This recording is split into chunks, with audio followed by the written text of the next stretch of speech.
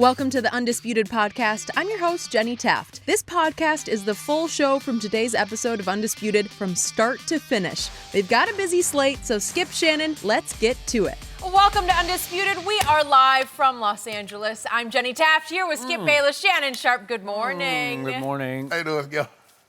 How you boy looking? Looking sharp today, Shannon. I didn't know you were a frustrated Bruce Bowen. Yeah. I'm in the Muslim reserves. Are you? 1 week in a month and 2 weeks out of the year I don't eat no pork. Really?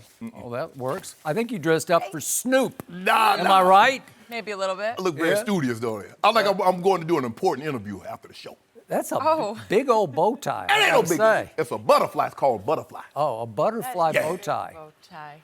You have a nice shirt on today, too. Everyone dressed this up is- for Snoop. Everybody's Jeez. colorful. This is today. We're just putting on our ho-hum best. for me. We have a big show, so much to get to today. Does Brady really have the best defense he has ever played with? And guys, Snoop Dogg, he does join us to talk live about his Steelers and LeBron. So much to get to with Snoop, but first we are going to start with the Cowboys. The Saints shut down the Cowboys offense on Sunday night, winning 12-10. In his latest column, Cowboys writer Clarence Hill asked if Dak Prescott and the offensive coordinator Kellen Moore were both exposed in the loss. Dallas had put up over 30 points in all three games going into Sunday night. New Orleans held the Cowboys to only 10 points and forced 2 turnovers. Dak was also held without a touchdown for the first time this season and had his lowest yardage output on the season. So, Shannon, is it a legit question to ask if Dak Prescott was exposed? No, because, Skip, it's just one game. I think Dak is somewhere between the first 3 games that we saw and the game that we saw on Sunday night. I just think the public, what had happened is that he had played so well in the first 3 games. And I ask everybody to be cautious because those defenses, those teams weren't very good. And so Dak put up outstanding numbers. And everybody said, see, I told you, Dak is this, Dak. And I never thought Dak was as good as he was playing through those first 3 games. Now, I don't think Dak played particularly bad Sunday, Skip, but I think the difference between taking that next step, I still do not believe Dak is a top 10 quarterback, Skip. I still have him somewhere around 12, 13. There are a lot of other quarterbacks that I would take in front of Dak. That's actually gracious of you. That's you must be feeling magnanimous because you got your butterfly bow tie on. But I think the next step for Dak, in order for him to take the next step, Skip, is to win the type of game on the road that we saw Sunday night. That's what the quarterbacks, the upper tier, the Roethlisbergers, the Breezes, the Bradys, those are the type of games that you must win to get into that next tier of quarterbacks. Skip, it's easy to say it's after one game, and we're going to address about what Jerry had to say. We're going to talk about that a little later in the show, Skip. But if you think about it, other than the 2 scoring drives, the Cowboy had 1 play in New Orleans territory. That was a punt. 1 drive, Skip, in New Orleans territory outside of the 2 scoring drives. That's not good. That's not good. And I'm not willing to put all that on Dak's plate. And it's easy to say, and I'm a firm believer in this. I know it's cliche. The quarterback gets too much credit when they win, and they get far, far too much blame when they lose. I believe there's enough credit to go around when you win. There's enough blame to go around when you lose. But I do not believe Dak the book has been, there's a book on Dak. No, it's simple. The Cowboys are a running football team. And if you can make a conscious effort to stop Zeke and force Dak to throw the football, that's what teams have tried to do, Skip. It's a lot easier said than done, considering they have a really, really good, great offensive line. When you have 3 first-rounders, a second-round draft pick on your offensive line, you have a top-flight running back and a team that's committed to running the football. You normally get good things. And when you can run the football, you can play action off of it. And they were unable to do that, and they lost the ball game. But I'm not alarmed. I don't think Dak is all of a sudden Dak is terrible now. I just think Dak is somewhere between first 3 games, the game that we saw Sunday night, he's somewhere in the middle. Interesting. No signature victories for Dak yet, but as a raw rookie, he went up to Lambeau and beat Aaron Rodgers, and then I don't know how he did it, but he beat Ben Roethlisberger in Pittsburgh. I don't know. Maybe it's just a fluke, an aberration. And then last Didn't he lose year, to Marcus Mariota? he won at Carson Wentz last year. Didn't he lose to Marcus Mariota? He beat Drew Brees. Lost in to a Matt big Ryan. signature game. So he beat Matt Ryan last year in Atlanta. The year before he lost to Matt Ryan. Okay, but I'm just saying, you said no signature. He needs a signature victory. And then he beat Russell Wilson, outplayed him head-to-head in a playoff game. Skip. I don't know. Where do you go with all those? I don't know. Make your argument. Go ahead. Make my argument. Yes. My case has been closed for years. Clearly it's not. You know, this whole concept baffles me to the point that it angers me because in my career, I have never, ever seen anything like this. I'm going to say it again because here we go again. Dak Prescott is simply the most underappreciated, over-criticized quarterback ever for me. In my whole career, dating back to covering the LA Rams here in Los Angeles back in the 70s, I've never seen anything like this. So let me just quickly reiterate that Dak Prescott was the offensive rookie of the year in the whole National Football League back in 2016. Dak Prescott made the Pro Bowl that year, and he made the Pro Bowl last year. Is that good? Is that those are pretty good things, aren't they? I mean, I don't know. What did the running back do? And last year, after Amari was acquired, Dak Prescott led the league in completions over the final 10 games of the year. That's a lot of games. And he was the star of that playoff win against Russell Wilson and Seattle, albeit at Jerry World. What did the running back do? And I think it's my turn. Okay, my bad. I think it's mine. So then he outplayed Jared Goff in a playoff game here in Los Angeles, though they did certainly lose. And by the way, the running back was a big no-show in that game as he was Sunday night in New Orleans, but I'll get to that in just a second. So Dak Prescott led the NFL in QBR through the first 3 games, albeit against high school opponents, if you want to go that far, but he did what he had to do, and he led the whole league in QBR through the first 3 games. And if you include those first 3 games, over the previous 13 games, the Cowboys were 11-2 with him as their quarterback, which was the best record in the league over that 13-game stretch. Yet, because Dak Prescott was the quarterback of an offense that scored only 10 points at New Orleans on Sunday night and lost 12-10, our man Clarence Hill, and we've had him on the show, I love Clarence Hill, but he writes in his column this line: people are again asking if Dak Prescott can win games with his arm. After all I just read to you, that resume, and it's starting to get lengthy, that's the question people are asking. Now, is he a Twitter victim? Did 4 people on his Twitter as he was writing his game story say, I don't think he can win games with his arm? Are they Cowboy haters? Are they Shannon Sharpe wannabes? I don't know. Clarence Hill Jr. has been around the Cowboys long enough, followed them long enough to know what's being said about the personnel on the Cowboys. Well, no, but I think this was being written after the game, so I'm pretty sure this is more people are asking outside of the Cowboys. That's how you can interpret it how you want to. Yeah, I'm saying yes. Okay. Of course. But not inside. Yeah. I don't think anybody is doubting the quarterback inside the locker room because I've not heard a peep out of anybody inside that they're doubting their quarterback. In fact, I just hear the exact opposite of that.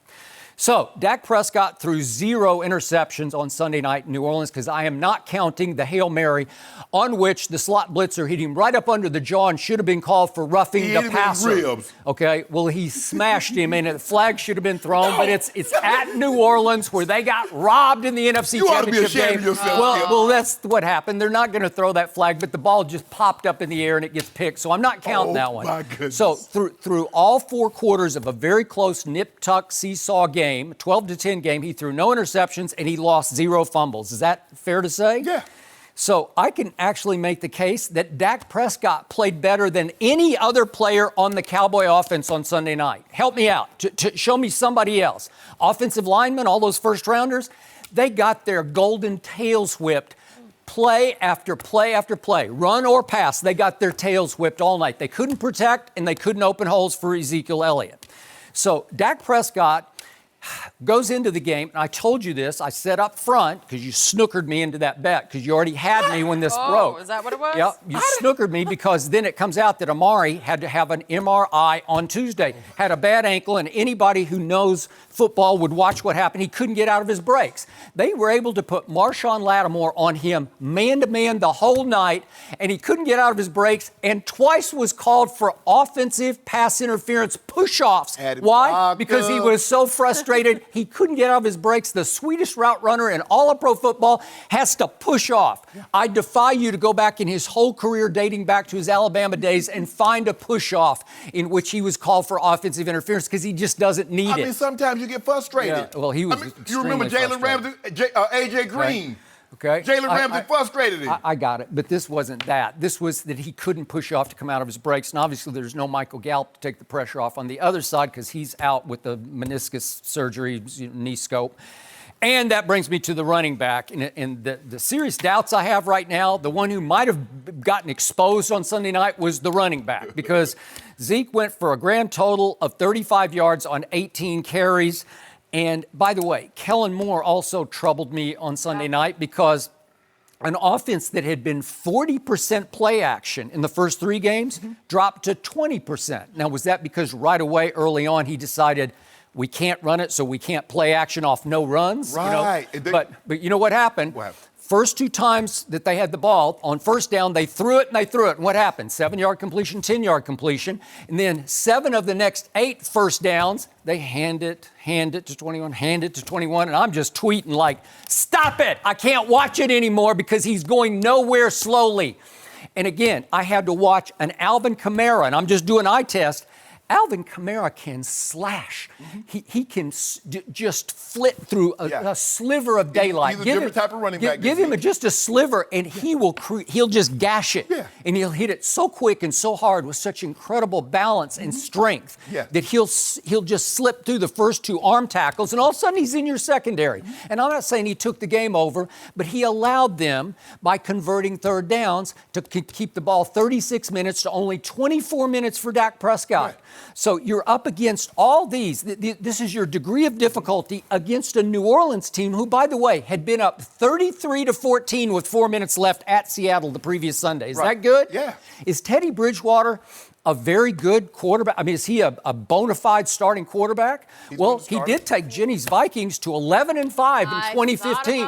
11-5 they went, and they had a playoff game that they were in position in the freezing cold outdoors in Minneapolis to win until the Blair Witch Project happened. You remember that? Yes. Okay, but Teddy went 11-5 that year, and guess what? He made the Pro Bowl. So New Orleans is hellacious good on defense, and they're at least serviceable on offense with Teddy Bridgewater and Alvin Kamara and Michael Thomas. Yes. Those are serious weapons with a reasonable quarterback who's been there and done all that before. So this isn't new. He's not like a rookie quarterback, right? So given all that degree of difficulty, Dak Prescott still had a 77 QBR, scale of 0 to 100, which was the 4th best in the whole league. It was better than Aaron Rodgers and Carson Wentz had on Thursday night, and better than a whole lot of good quarterbacks, Baker Mayfield, That obviously should tell you Tom something Brady. how bad QBR is. Okay, well, that's how accurate it is because he had a 77, which still keeps him in the lead in the National Football League in QBR. Very interesting. I'm not finished yet because actually he threw a really good pass, if we could see this once again, to Jason Witten on a 3rd down that went for 16 yards and got you right up to the 50. And here they go. And you said, well, they didn't cross the 50. Well, is that about? I think that was going to cross the 50, wasn't it? Okay, but he got stripped from behind. Okay. When's the last time you've seen that happen? What, 8 years ago? 10 years ago? I can't say the last I don't know. time, He but it started. happened. Jason Witten started playing football before you did. He was in the league before you, and he's still in the league. Close. I don't know how. But again, you did that, and then it got canceled out by a nice play by A.J. Klein coming from behind and stripping him. And then how about that $100 million back? On 4th and 1, they go for it, and I didn't love it because it's near the end of the half. Just punt it. It's a close game. It's 6-3. And what happened? He fumbled the ball away. If he holds on to the ball, could they go get a field goal at the end? Sure, they could have. Instead, New Orleans went and got a field goal. The question that everybody is asking, and I think Clarence Hill Jr. is asking in his column, is that when you take Zeke away, Can Dak Prescott win the game? Because you mentioned something. You said, did he go win the game on the road in Pittsburgh? Did Zeke have 100 yards in that game? Yes. You talk about, did he beat Philly twice last year? Did Zeke Elliott have 100 yards in both games? Yes. You say, did he go to Lambeau Field and beat, as a rookie, go beat Aaron Rodgers at Lambeau? Did Zeke Elliott have 100 yards? Yes. So the question that he's asking in his column, the question that people are asking, can he win a game when Zeke Elliott is stymied?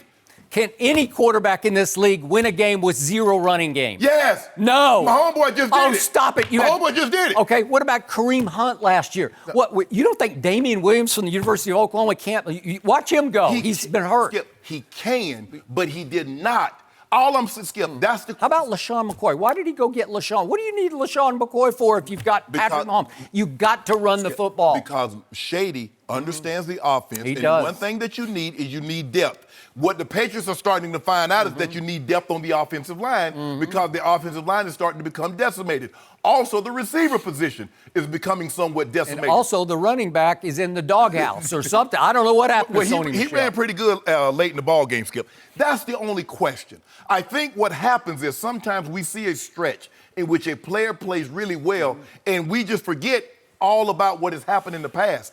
What we're asking, the question that needs to be answered, if we take away Zeke, can Dak deliver? And the thing, what happened that we saw Amari, you said Amari was hurt. Well, that's Dak time to say, you know what? I'm going to take it upon myself. I'm going to go win this game with Devin Smith. I'm going to go win this game with my other receiver and Jason Witten. And he didn't do that, Skip. You don't get to say because someone had a high QBR and lose, they played well. I thought he played the best of anybody. Help me out. Pick somebody else out on offense who played better than Dak Prescott. Skip, it's not about that. Did he play well enough to win that game? Yeah, I thought he did. Skip. You need a break here or there. You need some. How about the throw to Randall Cobb up the seam on 3rd and 20 at the end of the game? That was great, It was great. And what if he slips free? What if he gets loose? But Skip, we can't do that but I guess the question is, why didn't we see more of that until that last play? Could you ask the new offensive coordinator that?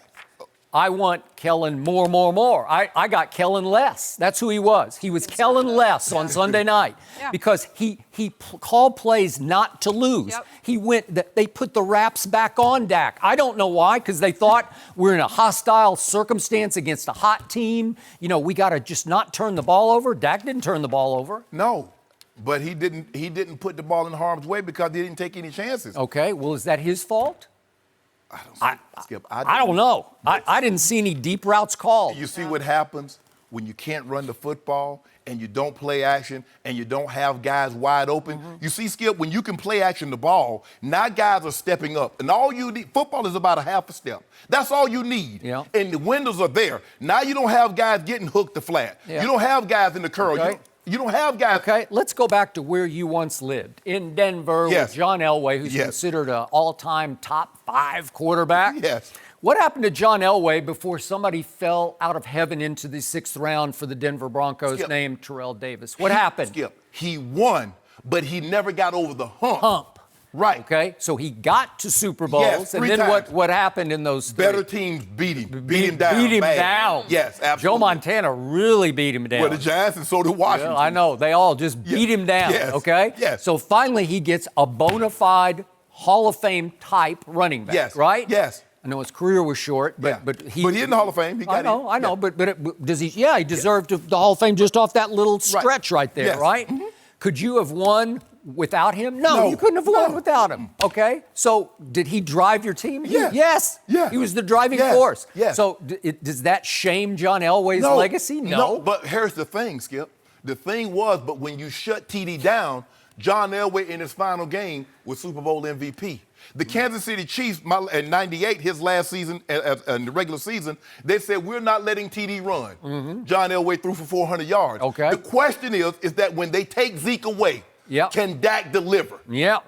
That's what's going to, and that's the question that Dak's going to have to answer, Skip. I think he's been answering it for going into his 4th year. No, Skip. You all those games you mentioned. And he won those games. A lot of them, Zeke was not a big factor in those games. Skip, he went over 100 yards. Okay, but Dak was the driving force. All those games, all those every one. Skip, you do remember that game in Dallas. Do Zeke had the most yards from scrimmage in his career. Do you remember what Dak did against your Philadelphia Eagles at Jerry World last year? Yes. Do you remember the fourth quarter and overtime? Yes. He threw for like 238 yards. Yes. It was unbelievable. Skip, and Zeke, it was all Dak. Skip, and Zeke had almost 260 yards from scrimmage. Okay, you remember? But the quarterback has to throw the football, and he could just throw the hell out of it. We're talking about play action, the ability. Okay, they didn't play action. I think they were less than 20% last year. Yes. They weren't a play action team. But I'm saying, in those games, when you can run the football, see, Skip. Everybody needs to run the football. No, but I'm saying. John Elway needed to run the football. Yes, but I'm saying,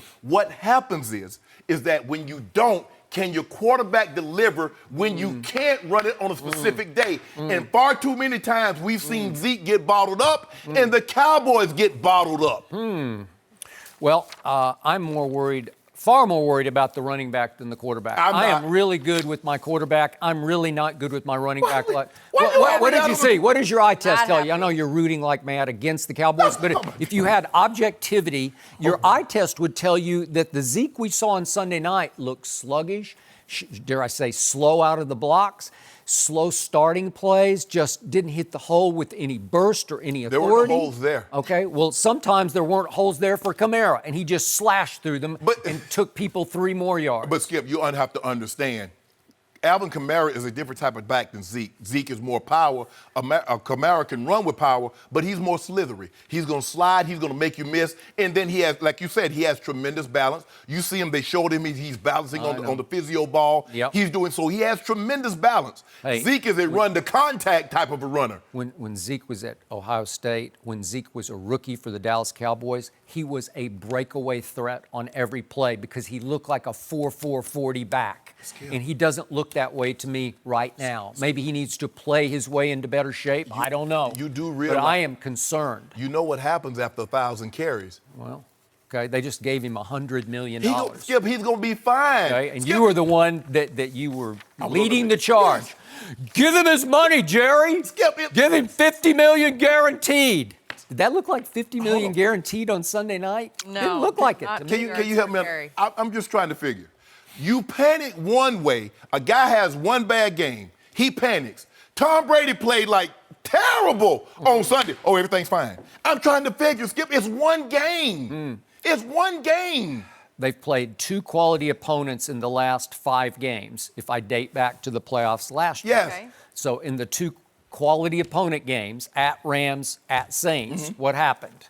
You lost both of them. What happened to Zeke in both games? And what happened to your quarterback? Your quarterback got one tub. Your quarterback got one tub. My quarterback played really well in that playoff Your quarterback game is your quarterback. No. He brought them back to within one score. Hold on.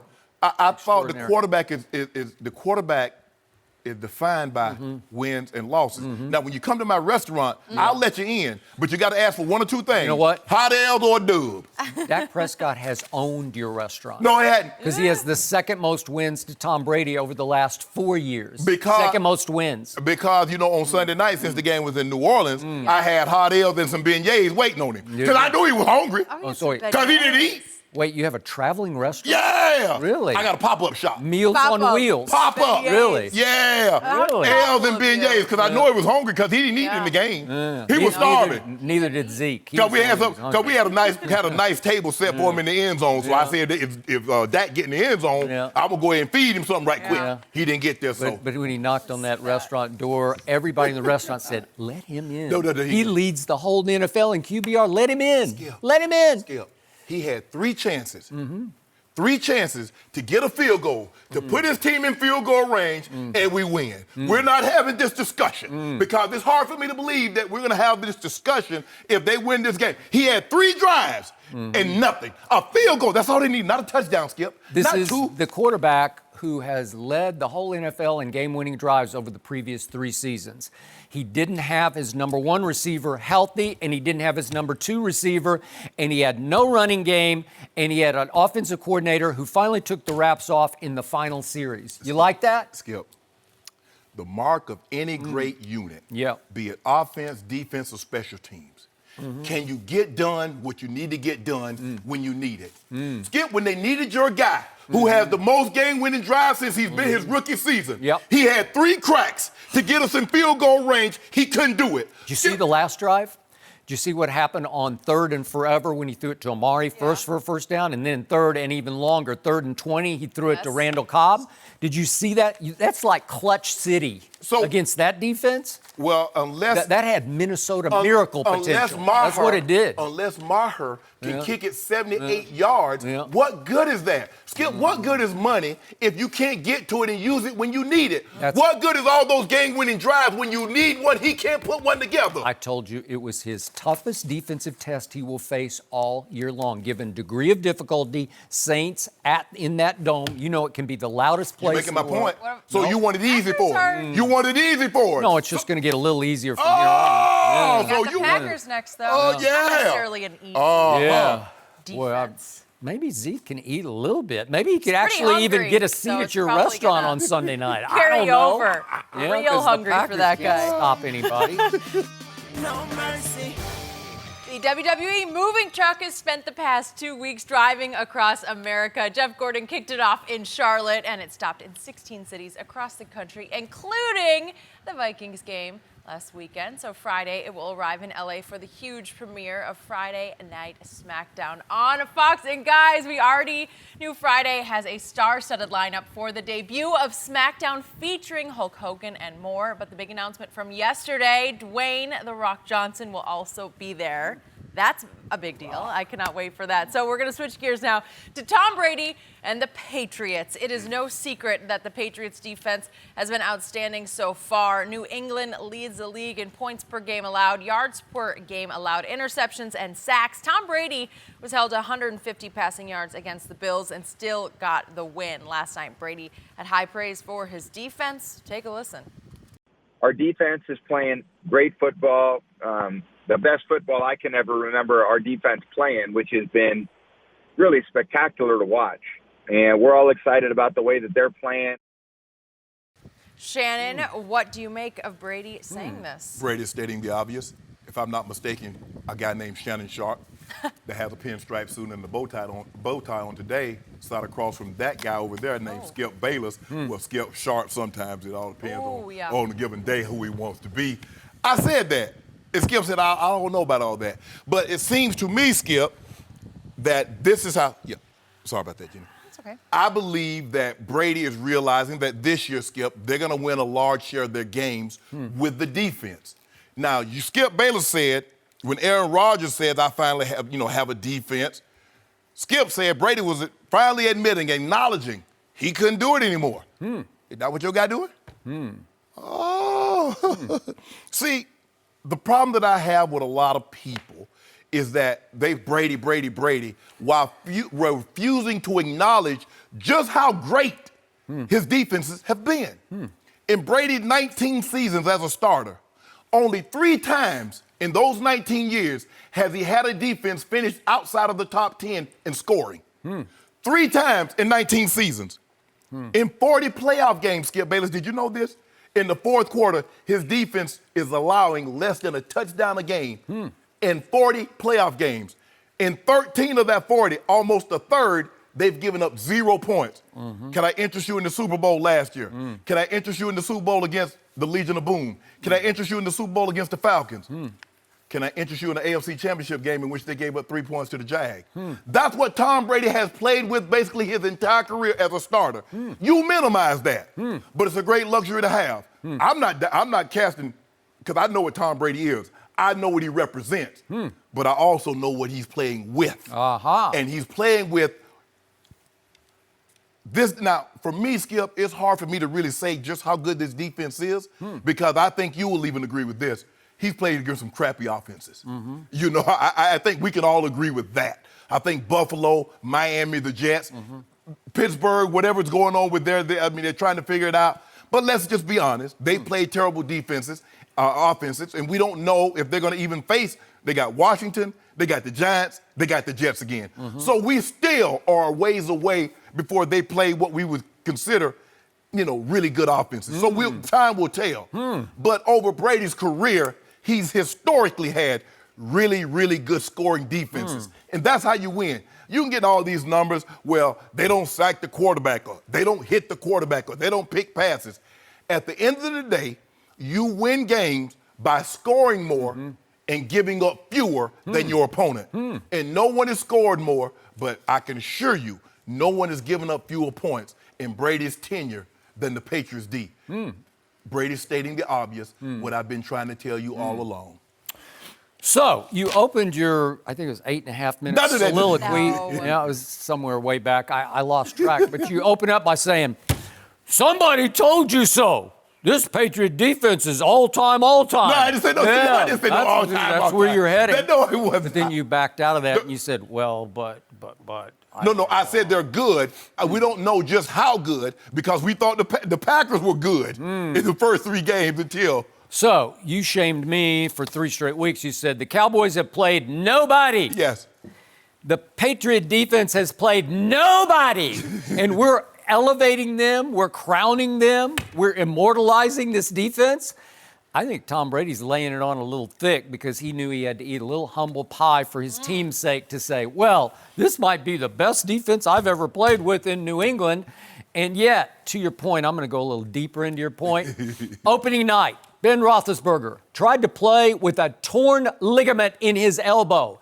They said it wasn't Tommy John. Well, there are 2 ligaments in your elbow. There's the ulnar collateral and there's the radial collateral. So he didn't tear the ulnar, I guess, because that's Tommy John surgery. Right. So the other one got torn because, did you see him last night on the sideline? He had a big old cast on, didn't he? And they don't put those on for no reason. They don't. He had full-on reconnective rupture surgery in one of the ligaments in his elbow. Yes. And I don't know which one, but he tried to throw with it on opening night, and I'm opening Sunday night. Correct. And I came in here on Monday, and I said, Shannon, I don't even recognize that guy. He looked like he couldn't throw it 7 yards, right? And when he did throw it, it was way off. And then he tried to go against Seattle, and he lasted about a series, and he said, he was pointing to his elbow. He said, I just can't throw. Right. He tore his ligament. I don't know how he did it. I've never heard of a quarterback tearing his ligament the way a baseball pitcher does because the baseball pitch is unnatural, and usually the football throw, where you turn your thumb under, is natural. Right? Usually you don't. How many ruptures have you heard of elbows? I've never heard one. Well, I don't know what happened, but Patriots caught quite a break on opening night because they got to play against a quarterback whose QBR that night was 18, scale of 0 to 100.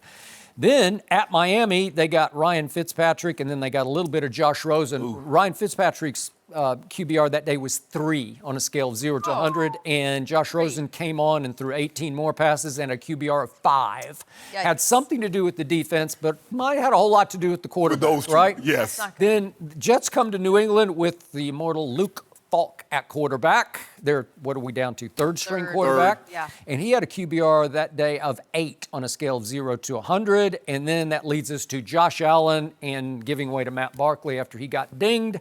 And you said yesterday on the show that a one-cell amoeba could play quarterback better than either of those 2 quarterbacks. Yes. So one-cell amoeba. Yeah.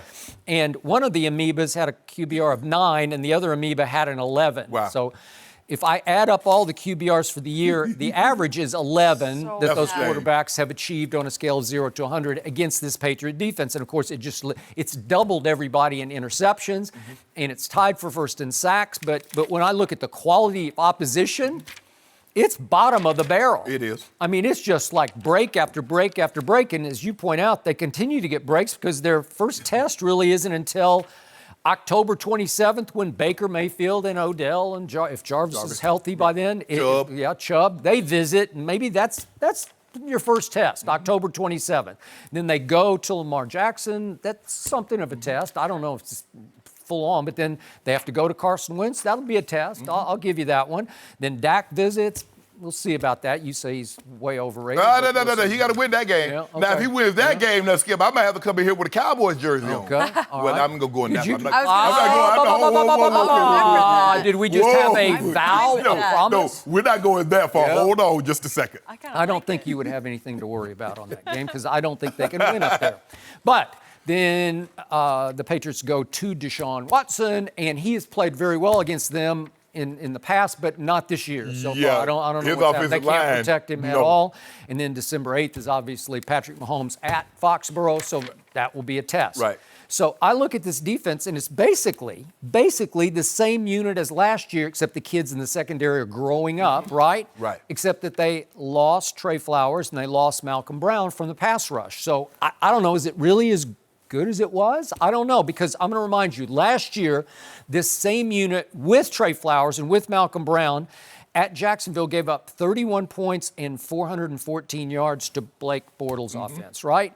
26 points at Detroit and 40 to Mahomes, obviously, and 441 yards. 31 points at Chicago and 453 yards by Mitchell Trubisky. 34 points at Tennessee. You just ridiculed him for that. 34 at Miami, including 412 total yards, and the Miami Miracle that cost them home field advantage and forced them to go to Kansas City, where Tom Brady was extraordinary once again. Right. But that defense was hit and miss. It took a while once it started to sort of come But together. I think the thing, Skip, but Tom is looking at it. Tom doesn't break the defense down like you and I do. I mean, I'll bet he does in the back of his mind. He wouldn't say so publicly. But for me, Skip, when I was on that Ravens defense, and to this day is still giving up the fewest points, 165 Well, points. you practice against Yeah, him. but I wasn't thinking like, man, that was I just thought they made everybody look bad. And when you look back at it, they did. Because they were knocking quarterbacks out left and right. I mean, they didn't have any choice but to play the third quarterback because they had knocked the first two out. Yep. So Tom is like, but surely you practiced and you were saying, oh yeah, God, these I guys knew they were were special. hard. Yeah. In training camp, I knew they were special. Because you they had could run. who? Trent Dilfer throwing? Yeah. Okay. Because we started with Tony Banks. Yep. And then we couldn't score a point for 5. We didn't score a touchdown, an offensive touchdown, for 5 straight weeks, and we won 3 of those ball games.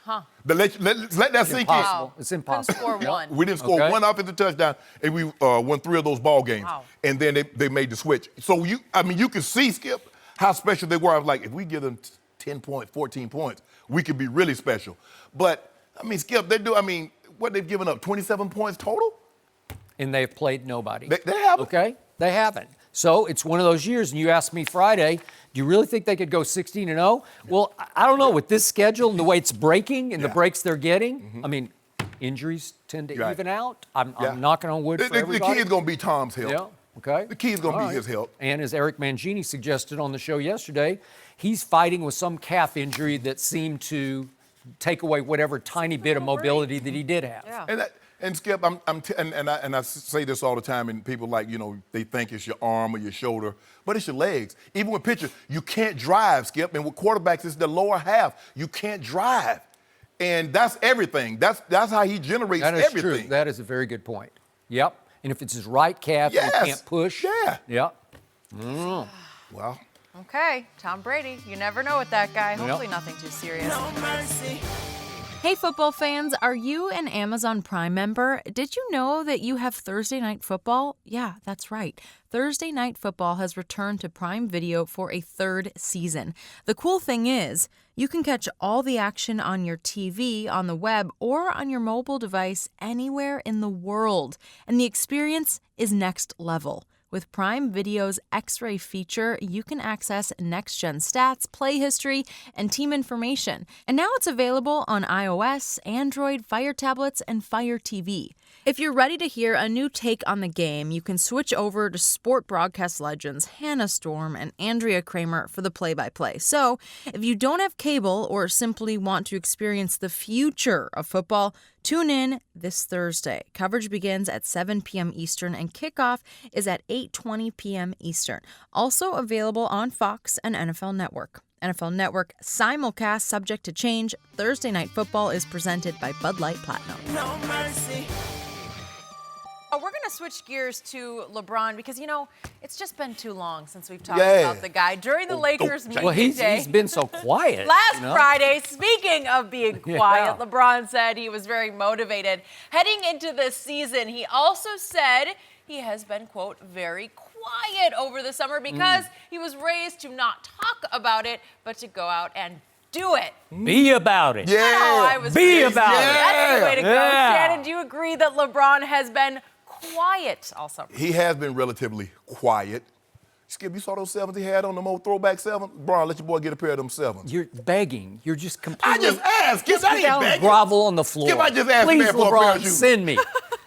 Hey, Randy, let your Does boy that get work? Has that worked yet? Have you Randy- asked for No. shoes? Asking Randy Mims for a pair. Yeah, no, normally Randy hooked me up. Okay, Yeah. I'll have some. Skip. Skip. This is what I'm up against. Sorry, Skip. continue. He has been relatively quiet. Considering, you remember when he first signed with the Lakers last year, it's like every pickup game he was involved in, it was posted. Every time that he showed up in the workout room, it was posted. He was constantly talking about what, happy to be. And now he's shooting a movie, and he has posted a little things about him in the early, but mainly it's been on this story. But Skip, like you said, he hears everything. He knows what's being said. You know, they say Michael Jordan and Kobe would manufacture stories. Yep. Or manufacture what's being said, even though it wasn't being said, to give them motivations. Well, he doesn't have to do that. He's heard it. Oh, Giannis is better. Kawhi is better. Oh, you're getting old. Man, LeBron ain't the player you used to. He doesn't have the impact. He heard all that. He heard all that. Because some of it, I sent it to him. I wanted to make sure he heard it. You did. Yeah. How nice of you. Rest assured, Skip Bayless, he hears all things. Yes, Here's the this guy. omnipotent one. You know what that means, though. I must be his favorite person. No. Yeah, the guy that's most scrutinized. You talk about Dak Prescott is scrutinized. I know one that's even more scrutinized. But, Skip, I think for the biggest thing is LeBron, although it was very disappointing, his first year in L.A., he doesn't realize the advantage that it gave him. For the first time in a very long time, he didn't have to play until June. He got time off. He missed the final, 11, 12 games of the season. He missed, I think, 28 total games overall, 27, 28 total games overall. Yep. And it gave him an opportunity for his body to rest. I'll give you that. It gave him an opportunity for his body to recover. But rest assured, Skip Bayless, October 22nd, October 23rd, somebody's in a heap of trouble. Somebody's in a heap of trouble. Really? And it's going to start with the Clippers. I hope it's not LeBron. It's going to start with the Clippers. Yeah. They're going to get a clip. We're going to give them a close. We're going to give them a fade. The opening night, they're catching the fade. Paul George can't play. I ain't got nothing to do with me. Okay. That ain't got nothing to do with me. It won't really count. I tell you what. Okay. I tell you when we done opening night, watch how Kawhi hair look. Parade the next day? I bet we'll pick that. Parade the next day We in gonna LA. pick them cornrows out. Downtown LA parade the next day. Kawhi gonna show Right. enough be looking like show enough. Really? Hair all out here like this here. LeBron gonna pick it out for it. Okay. You know, I got to give LeBron this. He is the most entertaining figure in all of sports. He's the most entertaining figure in the whole world to me because he consistently makes me LOL. And it was Friday night that I read the quotes that Jenny just read, and I just fell over. I was on the couch. I just fell over. I said, Ernestine, you got to come read these quotes for LeBron. Ernestine was busy. You bothered her. You can't talk about it. You got to be about it. Be about it. He's been quiet all summer. Quiet?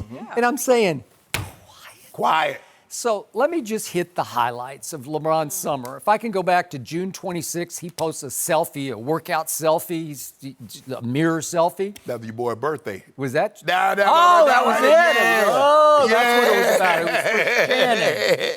And what was the caption, the headline on that? Comeback season gonna be. Put that on everything. Put it on everything. It's like a vow. Here I come. It's going to be a comeback season for the ages, said LeBron on June 26. He posted that. Quiet. Quiet. All quiet on the West Coast front, right? Yeah. I don't think so. And then there was that tweet response to David Griffin. Do you remember that? That was August 1st. He was so quiet all summer, and all of a sudden, he's just firing back. Enough is enough. Do you remember this Yeah, one? put some respect on them Enough, king. yeah, the throne has been played with too much, says the king. Yes. Or the deposed king, however you want to look at it. Ether coming, said the king. Yes. Right? Yes. That's a vow. I'm going to get even with all y'all, right? It's going to happen. Okay, so, but it's a quiet summer for LeBron. He didn't do anything. Then there was that video of him, by himself dribbling and shooting. I think he's doing chair drills, like dribbling through the chairs, like. like a little kid. He's shooting jumpers, and of course they probably had to film it for like 45 minutes till one finally went in. Don't do that. I don't Just don't do that. I don't know. Take. They call it one take Braun. And what was the hashtag on that one? It was washed king, as in, I think he meant washed up. I don't know if he just meant tired king. He could have meant tired. I think he meant washed up king, right? And he was doing it sarcastically, like, here comes the quote-unquote washed-up king. I'm coming for all of you, right? I'm making jumpers. I'm also making movie, but that's a whole nother issue, right? So he had a little break between takes, and they... Michael Jordan's film Space Jam, you didn't say a word. Okay. I wasn't here. I couldn't You say yeah, a well, word. you can say, say Michael Jordan was wrong to film Space Jam for an upcoming season. Say it right now. Here's your chance. What was he, 3-0 with I three don't MVPs care. I at don't that care. point? I don't Bothered Skip you? Bayless. Yeah. I don't care. Was he wrong? Was he wrong? Yes. Did he come back and win 3 more championships with 3 more MVPs? I think he was right. Skip. I think he got away with You it. see what you do? I don't know. How can you argue with the results on the pre and post? If an actor's wrong, it doesn't matter who does it or what happens. If the actor's wrong, the actor's wrong. And then I got to bring this up from the Quiet King in the summer. Then he posts what was a Photoshop picture that was supposed to be in the LA Times of LeBron on the bench. Do you remember this one? Because I missed this one, but I saw it this morning. If we could see it, if we have it. I'm not sure we have it, but maybe we do. Oh, there it is. Photoshopped, and he's on the bench, and he has the audacity to insinuate that he's now on the Lakers' all-time starting 5 with obviously Kobe and Shaq and Kareem. And I missed that one, Skip. Right? You said you I didn't missed see it. I till didn't today? see it until this morning, Wow. but the audacity of him I saw coming it, off but one year you didn't bring it up. Not sure what going to Okay, thank you. I don't follow LeBron. So off a year in which a first year with the Lakers, he went 28-27 as a starter, and wound up the year with a blooper low-light reel, and I'm not going to call for it this time because it was all over the internet, but it just sort of summed up the whole year. It was one low light after another, and he's going to insinuate his way into the all-time starting 5. Did he And lie? again, no, well, yes, he lied because you have to do it off Laker contributions that Laker Nation would say, yes, you belong in the all-time starting He 5. didn't do that. They put him there. The Who column, did? the Lakers. No, he did that. No, His social guy No, did he that. didn't. No, yes, he he didn't. did. That wasn't in the LA Times. Yeah, it was in the LA Times. It was not LA in Times. the LA Times. Well, what would Jerry West have to say about that? Nothing. Okay, all he did was make 14 All-Star teams, 12 first-team All-NBAs, 5 All-Defensive teams, and he did win a scoring title and a Finals MVP. So that's pretty great as a Laker. That's better than what LeBron's done as a Laker, right? LeBron about to get that chip this year. Okay, well, if he does, you could start to have this conversation, but We you have can't it- have it we have it now. we have it Right? prematurely. Okay, and then he posts the video of him playing the clutch run. He's playing against clutch clients, and he's soaring through the air doing a Jordan-esque slam. Do you remember that? Quiet all summer, but we got to see that. He posted it. And then, of course... Man, you've been creeping on the man page. I'm What's not wrong with creeping. you? I'm just bringing this all together so that everybody can see the impact of his quiet summer. He was quiet. And then how about the video we got to see? He's dunking in the layup line with his son's AAU team. They're 14 and 15-year-olds, and he goes up and monster slams it. First of all, he didn't put that out there. I don't know who. He I don't know didn't? who happened to Did catch he it. do it? I don't know who happened to Did catch he it. do it Someone in his was- quiet summer? I don't know who he put that out there. quietly, he like tried to that sneak video. into the back of the layup line. Nobody could see him. He's only 6'9". I'm looking for whoever. Right? I'm looking for whoever the whistleblower that put this Those tape out. kids love Really? that moment. Nothing wrong with it. And then there was also the shot that he put up of him and AD, and we're going to push each other more than anyone else could. You know, okay, it's like a vow. Like again, don't talk about it, said his mom. Be about it. Yeah. This is all talking about it. Every bit of this is talk. He's talked all summer long. And what did I constantly tweet and say on this show? Don't tell us, LeBron. Show us. I was saying exactly what his mom would say to Well, him. I said it the whole Tom Brady summer. talk about it all the time. Every Monday he talking about, oh, that was a great win, or so proud to be these guys. He talk about every time. You don't got a problem with nothing Tom Brady does. He's won 6 I championships. don't care. Oh, you don't care? He is the un-LeBron because he's 6-3 and LeBron is 3-6. Michael Jordan filmed a movie for an upcoming season, and you talk about, well, he was 3. No! Yeah, yes, he was 3-0, and then he went 3-0 more. He was wrong. You say was LeBron wrong for filming the movie? Okay, I'll give you this. Michael was wrong. Okay. That makes LeBron wrong. Am I right? No. Yeah. LeBron is right. Yeah. It's been a really quiet summer for the Super King. quiet. You know what? He went 0 dark 80, No, right? I didn't say that. He didn't say Yeah. He didn't say that. It's been quiet by his standard. See, By his, this yeah, is quiet. Yeah, by his standard. Really? Yeah. Huh. I think he's been vowing all summer, here I come. Watch this. I'm going to show all y'all. I'm going to shut all your mouths. I think that's what he's been saying again and again and again and again and again, all on social media. Yeah. Okay? And we petitioning Adam Silver to let us play in that do-rag. Okay. That's a new thing, too. Will he buy? I think Adam would do whatever LeBron asks for. No, he probably won't, because then everybody be copying us. Well, would that be out of bounds? Yeah. Okay. We're originators. Do you have a problem with the do-rag? I don't. I don't either. Okay. Well, But I then don't do think- it. I don't think Adam gonna let it. But that's okay, Skip. I mean, you doing all this talking. I mean, Dion played in one, but it was under his helmet, right? Yeah. A lot of guys used to play with him, but they the NFL like, hold on, we can make money. We can put the logo on that thing. It makes That's now right. it's just like the hoodies, Skip. Remember they used to wear the hoodies. They're like, these guys wearing hoodies. Let's put our logo on it. We can make money. So once they find out how to capitalize on it monetarily, the They'll do-rag, change the it? do-rag comes. Wait, Ray wore did. Yeah. Yeah. Ray might have originated. I Yeah, don't know. and then now you can wear them. Then you see guys, especially a lot of guys that have dreads, have them tied down, have this little scully. But Skip, he's quiet by his standard. By Oh, his so that's standard. how it works. Boy, I'd like to see loud LeBron. Oh, you saw that last year. You saw that last year. But he quiet. He quiet. Okay. He put a couple of things out there, Skip. Well, guess what? It's almost time to show it. I'm so glad it's Right? October 1st. Yeah. We're getting closer. Season start what? 22nd, 23rd, You said you're going to be there. Be there. 22nd. Yeah. Front 21 row? days. You're the parade 3 master weeks. the next day, right? 21 days, Skip. You're going baby. to have to We take have off. a Or maybe countdown. we'll have to move the show downtown. Yeah, we need to Fine do with Great. that. I'm fine Okay, with that. I I'm would good. enjoy being at that Yeah, one. I'll be there. I'll come in with confetti all on me. Really? And you Yeah, might be by I'm coming. yourself. I'm coming with confetti all on me. Still picturing you falling over, Skip, reading these quotes. You know, I it just just did. took you by surprise. Ernestine, Took you by surprise. Help. Mercy. So the Saints shut down the Cowboys offense on Sunday night after Dallas put up more than 30 points in each of their first 3 games. New Orleans held the Cowboys to only 10 points and forced 2 turnovers. Dak Prescott failed to pass for any touchdowns and had his season low in passing yards. After the game, Jerry Jones said the Saints won thanks to a quote, good scheme and good coaching. So Shannon, is Jerry taking a shot at Jason Garrett here? Yeah, it's twofold. He's taking a shot at Jason Garrett, Skip, while heaping praise on Sean Payton. Yeah. Now, we know, Skip, who he really wants to coach. All things being equal, he would like to have someone with Jason Garrett's mind. Jason Garrett. Sean Payton's mind. I agree. But Jason Garrett's meekness. Yeah. You see what I'm saying? And also his likability. Right. Because Sean's his own guy. He can be tough. He can be hard to get along. what tree did he come from? Yep. Parcells. Yep. And Parcells don't take no stuff. And so, Jerry learned that firsthand. exactly. Yep. You see, Skip, what the problem that I have with Jerry is that when they were winning these games early, he didn't mention anything about coaching. He didn't mention anything about scheme. He was just heaping praise.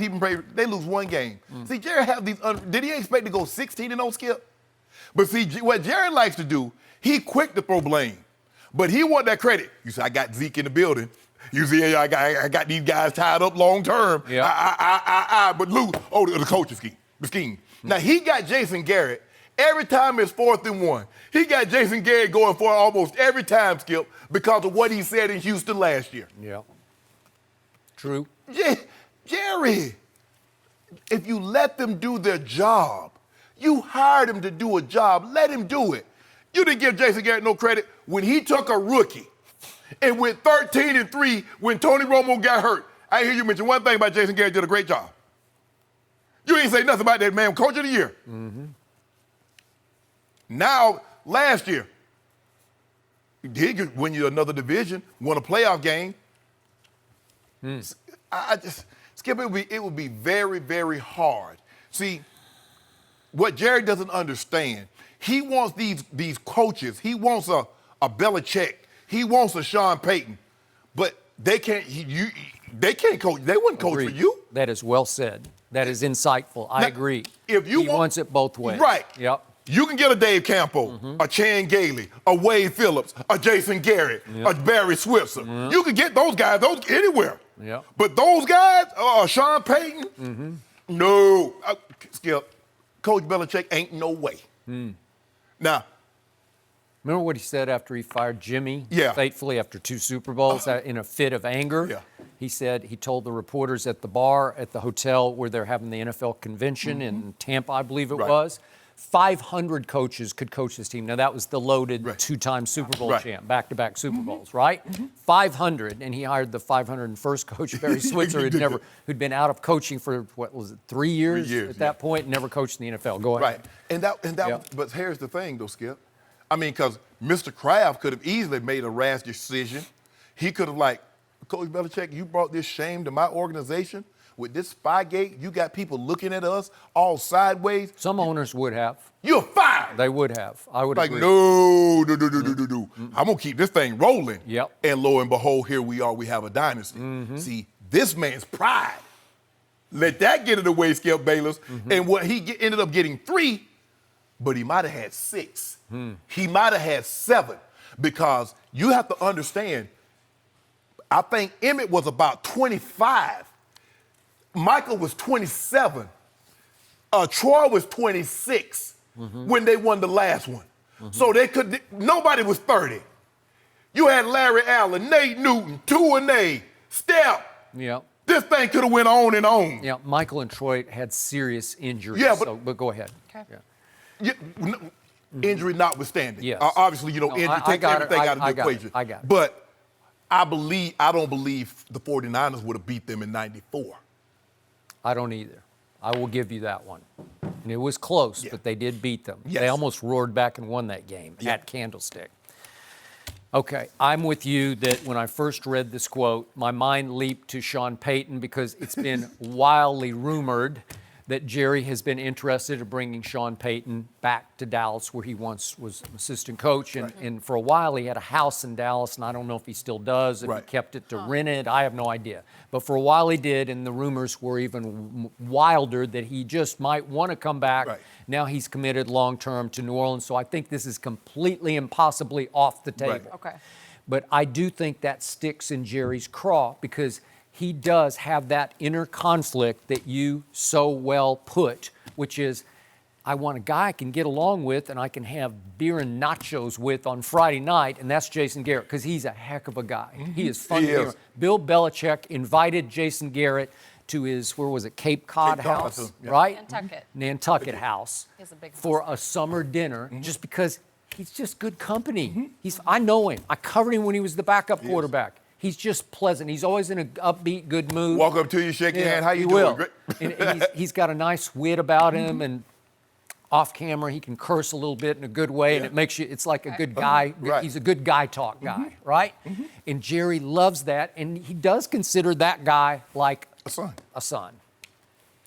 So you got that going, but deep down, I think Jerry doesn't love him as a football coach, which is why he's been on the record repeatedly through this past offseason, I need to see more. And he was asked on his own radio gig in Dallas about, have you thought about extending Jason Garrett? And he said, I appreciate your question, but at this time, that's something we're not interested in that area of our business. He did one of his Jerry answers, and it just meant, nope, I'm not. No. I need him to go win something. Yes. Go win the NFC maybe. Yeah, he's going to have to get at least to the NFC Championship game. At least to the NFC Championship game, if not one more step to save his job. Correct. So again, sometimes I beat myself up, smash myself in the head. Okay, why am I so bullish on this team when I got that guy as my crazy owner and general manager, and I got that guy as my kind of lame ducky coach, right? Yeah. And listen, Jason Garrett knows football. He's very good, but he's a milquetoast motivator. He's Coach Clapp. That's all he can do. He just keeps clapping. They fumble it all over the place. It's okay. It's okay. And again, when he has an underdog that can motivate itself like it did when Dak took over, it's like the whole locker room had to pull together. Oh, my God, we got a rookie quarterback who's taken in the 4th round. How are we going to get through? Well, they got through, Right. and he played well, and then all of a sudden Zeke exploded, and you still had Jason Witten as the leader of the team, Right. and here they went. Right. And they went to the playoffs, and they had home field advantage, right? Okay, so that wasn't all about Jason Garrett's motivation, because they motivated themselves. Right. They had the motivation of the fear of failure. We lost Tony Romo. Right. But Jason Garrett went to New Orleans on Sunday night as the favorite. Yeah. They were a 2.5-point favorite at New Orleans. And yet they played like an underdog because they were undermotivated. What were they up against? I told you it was like a force of nature because it was a revenge game for the Saints. Right. They got their butts kicked on that Thursday night, and it wasn't on the scoreboard because it was 13-10, but the Thursday night, the Drew Brees game at Jerry World. Yep. But again, what did Cam Jordan say after the game? Our coaches reminded us every minute of every day this past week that they out-physicaled us in Dallas. They just whipped us, physically whipped us. So you were up against, that was going to be a problem, right? They're going to come at you hard, and it's up to Jason Garrett to get them up to that level of emotion, and they didn't play that way to me. No. And the thing is, Skip, Jerry wants to be the face of the team. No matter how great a player is, no matter how great the coach is, Jerry wants to be the face of the team. Now, I don't know very many coaches, not a Belichick, not a Sean Payton, that's going to let you address the team before he talks to him. I don't know any, Skip. Now, It's unprecedented. Never happened. No. Nope. Can you imagine Mr. Kraft, before they go out to take the field, Mr. Kraft addressing them before Coach Belichick? That's one thing I do respect about Robert Kraft. Is he just stays completely out of the football. He likes winning. Yeah. I can't imagine Mr. Kraft coming after a hard-fought game, Coach Belichick circle the guys up, and Mr. Kraft start speaking before Coach Belichick. Coach Belichick was like, is somebody playing something over the intercom? Because I know somebody is not standing in front of my team and talking before me. And that's what Jerry, Skip. It's hard to find a strong man, because it takes a very strong man, a Coach Jimmy Johnson, a Coach Parcells, a Sean Payton, those guys, and they're not meek. They're not going to let, even though you're the owner and you cut the check, they're not going to let you run over them. So, I agree. Jerry, what do you want? What do you value more? The ability to address the team anytime you want to, or Super Bowls? Okay. I would like to think that Jerry was insinuating through the quote that Jenny read that he was just complimenting not only Sean Payton, but Dennis Allen, whose game plan was really good. He coached D now. And they mixed it up like crazy in ways I'd not seen them play, because they're like a predictable cover 3 team, and they're playing cover 2, and they're mixing man and zone, because Marshawn Lattimore, I said, he just took Amari. I didn't think he was limited, but he just took him all over the field. Right. Well, all of a sudden, you're mixing up things, and Dak's seeing things they didn't plan on. No. Okay, well, can you adjust on the fly, Kellen Moore? I don't know. He's a rookie coordinator. And Skip, if I'm not mistaken, Dennis Allen was the D coordinator when the Broncos went to the Super Bowl. That is correct. And they lost to the Seahawks. Yep. So he can coach defense now. He can really coach defense. And those guys. That's a good unit he's got. It's loaded. This was the best game they played all year. Yep. This was the best. No, and like you said, they remembered. Thursday night, you guys embarrassed us. I think they were undefeated at the time. They were undefeated. They remember Dallas out-physiced them, whipped them all over the field, and that's all they heard. That's all they heard. So guess what? Okay. Way to go. We're going to have to see a Coach bit Clapp. more. Yep. Coach Clapp better be clapping hard this week. Who y'all got this week? guys. I think Aaron's visiting. You know who they got. You know who they got. We might have a couple of new. I might give you a couple of 2 more Boy, cases. have we You decided might. on that one You yet? might. But I'm going to need them points this week. Yeah, I'm going to need those points. No. Weird. I'm like finding myself rooting for Aaron Rodgers, which I've never said before from Wow, Minnesota. weird. But now I kind of want to Well, see I him have a was good last game against Thursday the night, Cowboys. and he let me down. No. Right on schedule. Because you heaped it on too much. Yeah. Oh, this is the greatest quarterback ever. He's the best thrower. He should have won like 10 MVPs. He played like Roger Aaron. No mercy.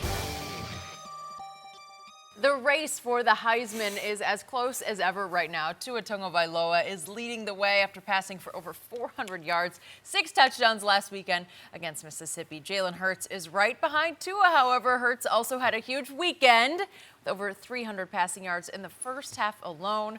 Hurts racked up 70 yards on the ground as well. And I got to see that one firsthand, guys. So joining us now, Fox Sports college football analyst Reggie Bush. We are happy to have you, but Skip. Let's see if Reggie's seen the light. I do want to start with you on this one. We'll get to Reggie in a sec. In your opinion, Skip, who has the lead in the Heisman race right now? I realize it is still early, but clearly, obviously, Jalen Hurts is leading Tua in the Heisman race, and here's why. Jalen Hurts has accounted for 435 total yards per game. That is extraordinary to Tua's 353. Jalen Hurts leads the nation in QBR scale 0 to 100 with a 99 to Tua's 96. Jalen Hurts in passing yards per attempt has gone completely bombs away because passing yards per attempt is 15.2 to Tua's 11.6. Wow, that's quite a gap there. And now I'm going to close the case because Jalen Hurts leads the nation in yards per rush, a quarterback. 9.43 yards per rush. That's like Reggie Bush at USC kind of stuff. Did you have numbers like that? I think you Something did. like that. Something like that, right? 9.43 yards per rush. But most of all, I'm going eye test here because I cannot recognize the Jalen Hurts now who once got yanked at halftime of the national championship game against Georgia by Nick Saban, because this guy, whose throwing ability was supposedly a liability under Coach Saban, that's now a strength under Lincoln Riley because he can really throw the football. He can throw it short and intermediate, and he can definitely throw it deep because that's about all he does. He commands this offense in ways that Baker commanded it, and then Kyler commanded it. He does it with poise. He does it with supreme confidence.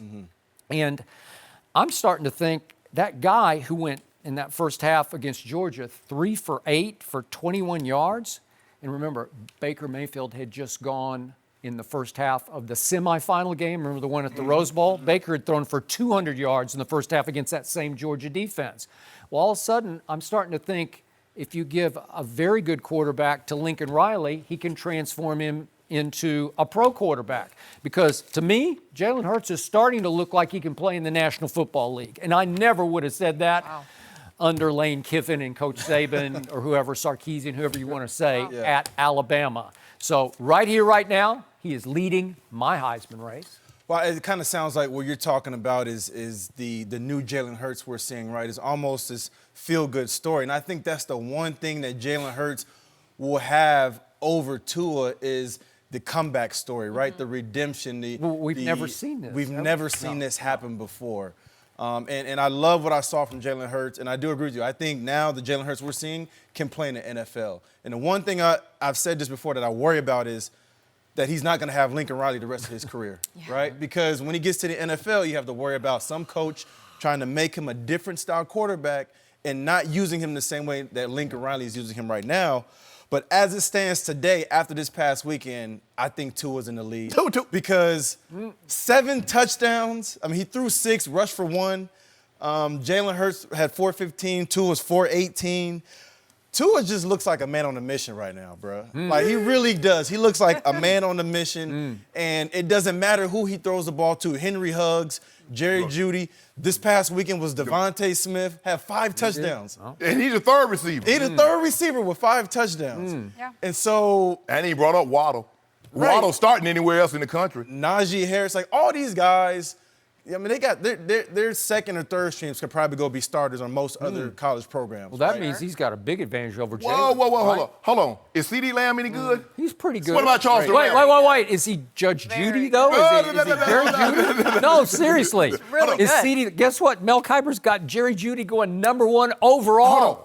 Overall. Yeah, I would What about Charleston Rambo? Because if I'm not mistaken, he caught a touchdown last year against Alabama in the semifinal game. He did. So is he any good? Is that a great throw from Tyler? Yeah, exactly. Just a little Is that what it flick of the was? wrist. I was good, you know how I feel. I don't even know why we're having this discussion. Can I interest you in this? 76% completion, 344 yards passing. Wait, Jalen's 78% Okay. completion. Can I interest you in that? Okay. I don't know. What about 23 tubs and 0 picks? Okay, Give me that's Jalen's good. stats. Give me Jalen's stats. 12-1, but he runs 12 the to what? football. Okay. Yeah. How many? Okay. So He's rushed for 5. 5. Yeah. So that's 17. He's still behind us 11 to. He's still behind us 8. I mean, every time I look up, some Alabama receiver's taking a 4-yard pass going 74 yards with And it. every time, seriously. every time I look up, I see CeeDee Lamb or Charleston Rambo 25 yards behind the Wide next open. And there's a reason why. And there's a reason why Jalen Hurts looks different. Can you imagine if Tua was in the Big 12 with his pinpoint accuracy? Can you just imagine, Skip?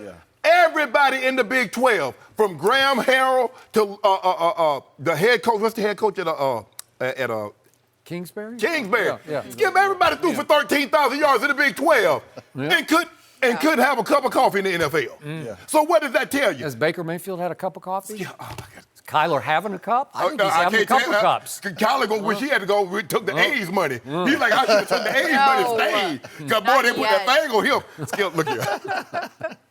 Tua is throwing the ball in the tight windows. Year after year, the best players come out of the SEC. Year after year after year after year. And guess what?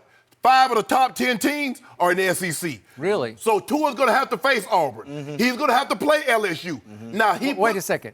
My team, Vanderbilt, hung almost 40 on LSU's defense. Did you see Joe Burrow throw for 67? Okay, but that's like Big 12 stuff. Hey, Oliver, do Tua play Vanderbilt? Because remember last time you were talking about, we want Bama. Bring them back. I do remember that. Don't Be careful remind what me. you ask for. Exactly. It's good. Look. That was Tua's coming out party. And I agree. Jalen Hurts has an unbelievable story. Yeah. A guy starts twice in the national title game, leaves, and finds redemption against a team that didn't think he could do it. Skip, that's an all-time great story. Hollywood couldn't write a story like this. He and the guy who beat him out, they're engaged in the Heisman race, right? Right. And It's impossible. And we could possibly get this in a semifinal or a national title game. It's crazy. This is better than any movie that Hollywood could script. I would agree.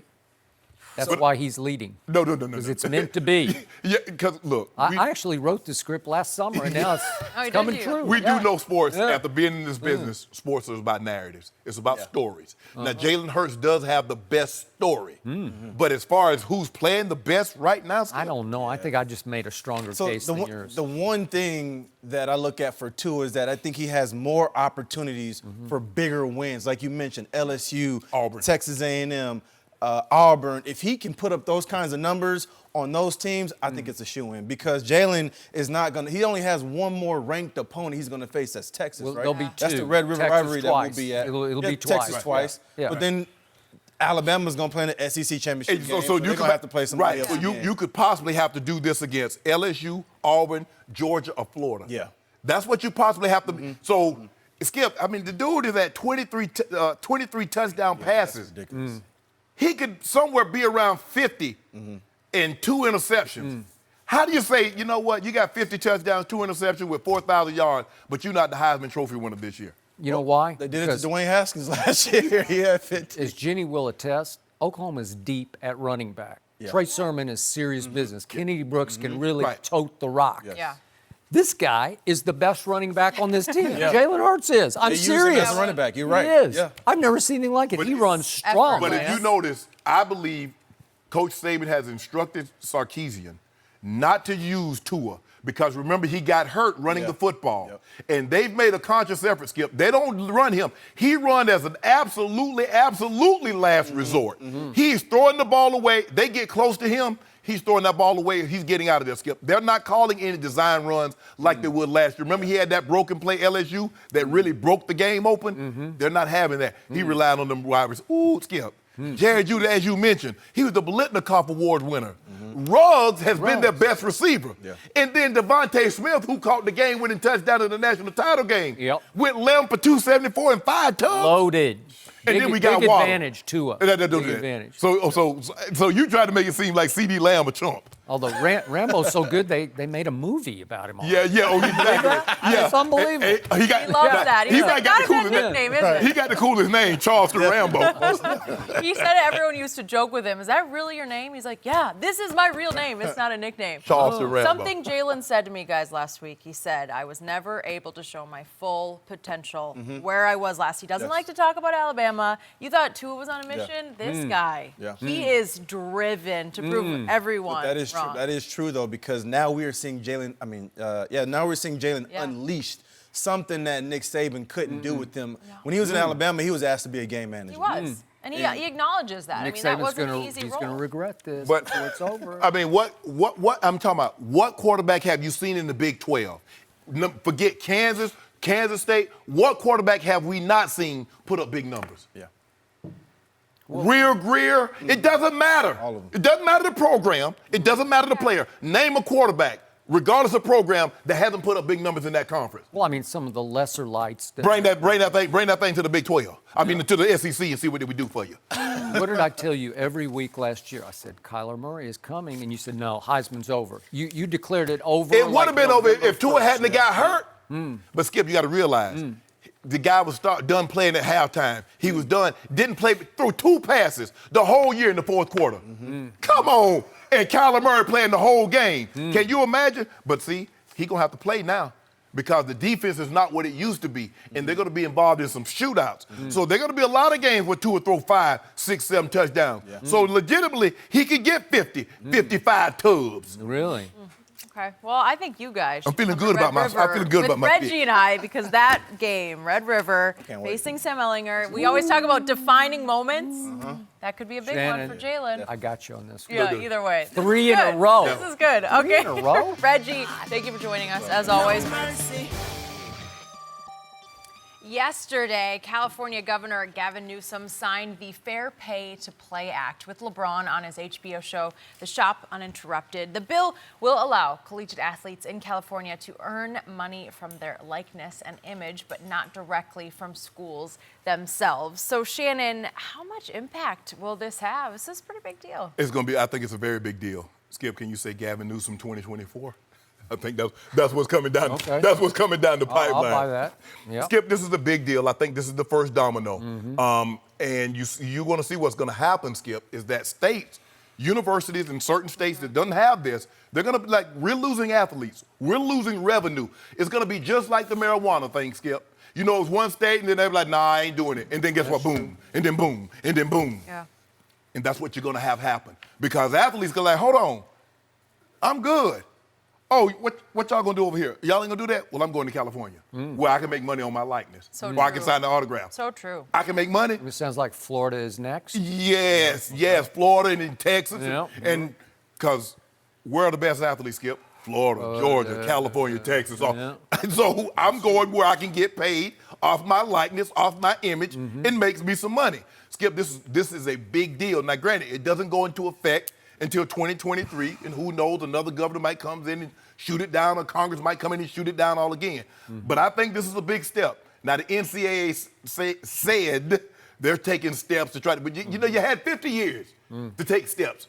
You've been crawling. You have. You've been a baby all this time, you hadn't grown up yet. So you're only starting to take steps Yep. because someone initiated something that was going to usurp your authority. Skip, this is huge. Yep. And I'm glad you deserve it, NCAA. Yep. What did Draymond say yesterday? He called the NCAA a dictatorship. It is. And it can operate that way. Yes. And I love college basketball and football and Sure. baseball and We all everything do. else, but still, we all do. Yeah. But still, it operates as if it's a dictatorship. And my only bottom line comment to this, it's so long overdue. Absolutely. It took this long, and by the way, I got to applaud your man LeBron James for getting behind this because this is a big deal. He swung huge weight behind this. Absolutely. And again, it was a good connection with him and Gavin Newsom, Yes. and it's kind of a left coast thing to do. You know, it's like, okay, it's going to break through in California. Yes. Way to go. And that is why the shop is. That's a reason for being, as LeBron said in the clip that I saw. This is why we started this platform, is for things like this. Right. The one thing that got me was that he signed what looked like a piece of scratch paper. So I don't know what it was. I don't think it was the bill. Right. But Gavin did sign some piece of paper. But he just somehow. let you know, I'm going to Yeah. sign it. And just, Okay, he's yeah. going to. Yes. He's going to. But just to give you my perspective on this, I started writing columns calling for this, for the college athletes to be actually paid. This is just about getting money for your likeness, Right. right? Yeah. But in the 80s, I started writing columns. In 1989, when I first started on the Sports Reporters on ESPN, Right. I started campaigning for this. So it's been forever to Right. me that this is the first little crack, Right. small breakthrough. And again, this is going to take some time, but I'm still all for college athletes getting paid for their services. And I know that used to be considered blasphemy and impossible to ever get forged through, but I think it's more possible than ever. I think so too, Skip. I think eventually it's going to happen, and I know the antiquated system, you lose. I mean, it's what a college athlete, it's about amateurism, and I get all that. Yeah. But you're making too much money, and these athletes are not recouping anything. And what happens if the guy doesn't get his education? Yeah. Then what? He gets hurt. Because the scholarship is not for 4 years. The scholarship is for 1 year, Skip. Yeah. 1 year. And the coaches of the university say, nah, we good. We're going to go in a different direction. Then what? How many one jerseys do you think they're selling in Oklahoma? Even though his name might not be on the – do we know who number 1 is at Oklahoma? Yeah. I wonder who number 13 is at Alabama. Yep. Does anybody have any idea who 13 is? But we – come on. Good point. They need to stop. They probably still sell it. Yeah, exactly. Yeah. The NCAA, like we don't know who, Peyton, 16 in college at Tennessee. Everybody knows that whether you put Peyton Manning on the back of that Tennessee jersey or Woodson on the back of that jersey at Michigan, we know who it is. Yep. I mean, what's the guy? A.J. Green got suspended. He did. Skip, if it's my jersey, why can't I sell it? It's mine. Why can't I sell my bowl jersey? Great point. I used to talk about this with the head coach at Southern Methodist University back in the 80s, and his name was Ron Meyer, and a scandal was occurring right under my nose there, and it became a death penalty scandal. Yes. And even this year, They're SMU is ranked. bouncing back. They're ranked this is for the first time. They've shown some real signs of life. Yes. But Ron Meyer used to say, these kids deserve to get all they can get. Yes. Well, he was trying to pay them all that he could under the table. Right. But his point was, if the alums at SMU, and there's some wealthy alums there in Dallas, Texas, Better it's believe in, it. it's in Highland Park, it's in the old money section. If those alums want to pay kids to come play here, why can't they be allowed to do that? Yeah. And if the Texas boosters want to pay, and the A&M boosters, the Oklahoma boosters, and on and on and on, the Alabama boosters, Right. why shouldn't they be allowed to? Because the kids are worth it, Yeah. right? Yeah, you're making money. Okay. Was it criticized in the 80s when you were writing about this? Did you get a lot of negative feedback, considering how long it's been? You know, it's hard for me to characterize because we didn't have the internet, so Yeah. I'm not sure. I got Interesting. snail mail, and it was mixed. But the old guard thought it was just an outrageous concept because Right. it kills the image of Ivy-covered institution football. Right. You know, it kills the romantic notion that, oh, I went there and I sat in those classrooms that Jalen Hurts is sitting in right now. Right. Because you go there because you get a free education, Right. you get room, board, and tuition, right? No, it's not enough. No. It's not Especially enough. if you get hurt. And Yeah. too many of these kids get hurt and it wrecks their career. Right. And how many stories have we read about that? Ah. The kids that have just Yeah. struggled. How many, there's 105 mightily. guys on scholarship. 105 of them guys in Oklahoma ain't going to the NFL, Skip. Yeah. So what happened to the guy that doesn't go to the NFL? And it should be. They should get something for that. And we can go back and forth about LeBron Yeah. here, what he does on the court, but what he does off of it. And he also talked yesterday, I believe it was, or maybe I saw it on the shot, but about, hey, if you told me I had to go to college for a year, I couldn't have made any money from my mom. We had Right. no money. Right. And it would have cost me a Yeah. ton of money Exactly. to go to college. Yes. Go to college. Because a lot of these kids, Skip, they come from impoverished backgrounds. They're like, Yeah. I need money now. Yeah. This education that I'm going to get in 4 years, don't do anything for the light bill, the phone bill, and the gas bill right now. What are you going to do for me right now? Yep. That's what I need. What about the food? I left mom and I left her brother and sister or my grandma back home. Yep. This would change lives. This would change lives. No mercy. You got your bling bling, you dripping out there, got Well, Skip on. you're trying to, they call me Drip Bayless. Yo, they know what they call you? Yeah. Oh, that's what they call you. know That that. drip. Yeah, that's what they call me on Twitter. I don't know. Oh, you Drip Bayless even now. follow anybody. Oh, so I guess now you want Lil Weezy to get you with the guy Drip Bayless on there. He just texted me that we look good. Yeah. Thanks to him. So Thanks, Dwayne. do you want another chain with Drip on it? Instead of Skip, you want it to say Drip. This is all I need. Okay. I'm good. You may remember that moment from a couple of weeks ago, the origination of Drip Bayless, Drip. which took over the internet Yeah. for the entire weekend and I took am. Skip's street cred to new levels. Are you filming this I'm right? filming Joining Drip us now. now live in studio with a little surprise, the one and only Snoop Dogg. Yeah, and you just don't stop because you just don't quit. Don't stop, don't quit.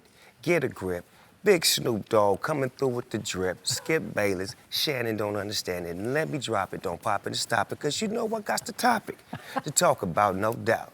Hitting you with the drip. Snoop Dogg's in the house. Wow. Well done. Thank you. Lovely. That was amazing. You did? Thank you. Top of the morning. dig. What are these? Look at this. Drip Bayless, baby. Look at this. Got you some shirts. Unbelievable. Drip. Yeah, we're going Right now? mass production on those right now. You know what? I think I should just walk off this set and call it a day because I have reached the pinnacle. I have been immortalized by the immortal one, Snoop. You earned that, Thank Skip. you. Drip, Thank I mean, you. earned that, I'm Drip. honored beyond honored. And it all started thanks to our man Lil Wayne because he gave us all these. I only wear mine on Friday. That's cold. But you got one and you got one. I wear Thank mine you, every day. Wayne. Oh, Drip Bayless. Look at you. I'm done. I have arrived. Okay, thank you for that Thank lovely you. performance. Now much Skip is going appreciated. to be feeling real confident. Should we get to the game last night? Yeah, how about it? Obviously, Why we've not? got to talk Hey. about your guys. The Steelers entered last night with no Big Ben and no wins on the season. That quickly changed against the division rival Cincinnati Bengals. The Steelers took a 7-3 lead in the second quarter and didn't look back. The defense sacked Andy Dalton 8 times, and the Steelers went on to win 27-3. So Snoop, how much hope did last night give you with your That was a 40 ounce Steelers? of hope. That was a 40 ounce of hope right there, baby. I agree. And I'm going to tell you, my defense looked amazing last night. I know it was the Bengals, you know, hey, it ain't my fault. They looked good out there. They was flying around, making plays. I mean, they was active, and I love that. And I like the offense, too. I like the way Mason Rudolph was moving around. I like the way that we put in the Wildcat and just threw you off a little bit to give you something to think about by having our backs be elusive and, you know, giving you a little bit more than the usual.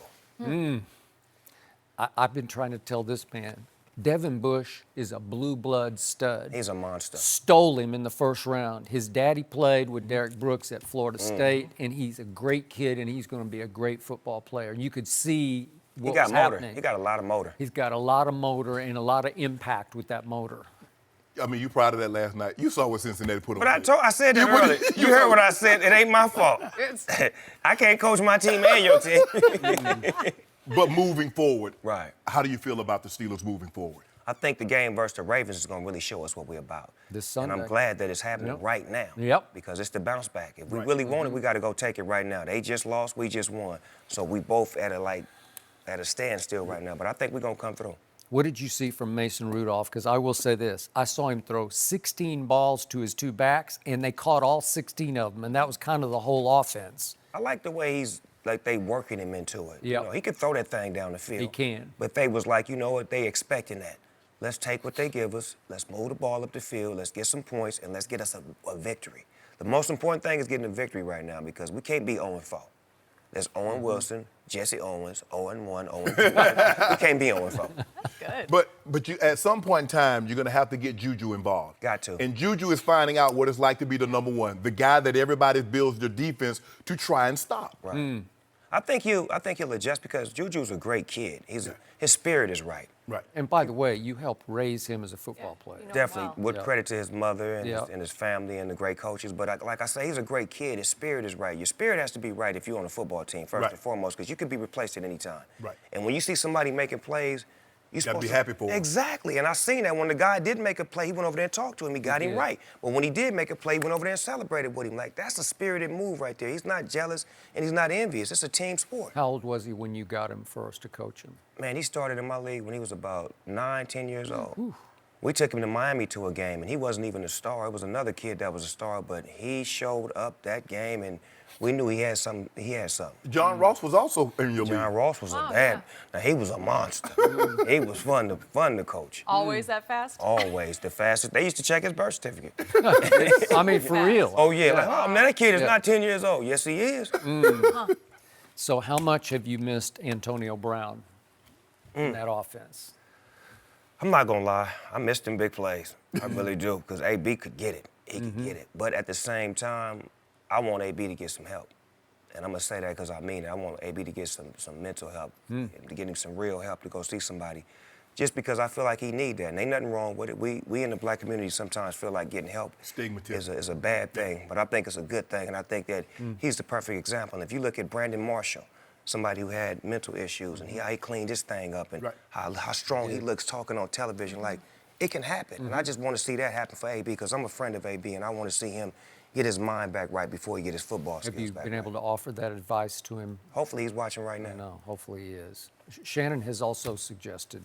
Yeah, it's just, the thing is, Snoop, and you can attest to this, when you get guys and guys surround themselves with people tell them that everything they do is right, that nothing they do is wrong, it's hard for them to hear anything else, because when they're on your payroll, if I were to tell you, Snoop, you wrong, I'm gonna stop paying you. Exactly. I can't have that. Now your job is in jeopardy with your emotions on telling me the truth. Right. And those are yes men. Right. So what you want to do is surround yourself with people that are better than you.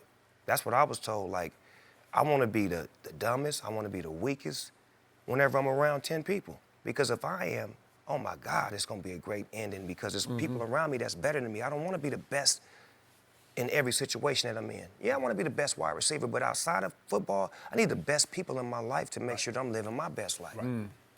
So Ben Roethlisberger says he wants to come back next year and come back strong. And what do you expect? How much would he have left in that tank? I mean, I look at Tom Brady, I look at Breeze, Rivers, Manning. I look at a lot of guys that's old. Some guys age differently. Some guys age like fine wine. Ben took a lot of hits.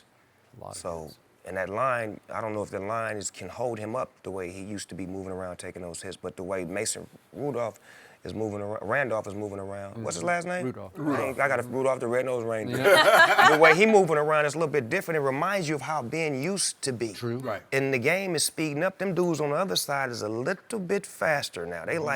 They fast as us on this side And now. Pittsburgh said he's a little bit cheaper. Oh, he is? Rudolph, at the end of the day, it's about cost. It's about production and cost. We ain't paying nobody. Yeah, exactly. Exactly. Now, Ben gonna find out the hard truth about the Steelers organization. When it's time to get that money, we don't pay nobody. This was a critical year for Mike Tomlin. We're both big fans of his, but the defense has suffered over the last 4 or 5 years and not been up to his standards, and he is the overseer of that defense. Do you see? His neck on the line. We can't even front. I mean, it's just the elephant in the room. His neck is on the line, but he knows that because he's a great coach. He knows what's before him. But you can only do so much. You got to have your staff and then the players. To me, some of the staffing wasn't right. Like, he made bad decisions on picking OCs, DCs. Like, come on, man. Like, and you can see the play calling when you get into the crucial situations. Like, what I love about football is I love how Belichick's defense ain't playing no games, and how the Chiefs' offensive coordinator ain't playing no games. That intensity has to be in your spirit of your coaching. I need to get points when I got the ball. I need to stop people when we on defense. If your defensive coordinator ain't pushing that spirit, your players don't play like that. So speaking of Belichick, what are you seeing from Tom Brady so far this year? He can do it again because he got help.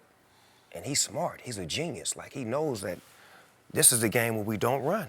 This is the game where we must pass. This is the game where we have to run. This is the game where I must involve my backs. This is the game where I got to involve the speedy guy, the smart. He's a genius. And I'm watching him on Instagram after the games. He on Instagram now. Oh, we 3-0 now. And yeah, you see that? You saw that? Talk to him, Snoop. Tom got swag now. Don't get it. Please believe it. He is a different monster now. Has he earned a little swag? No.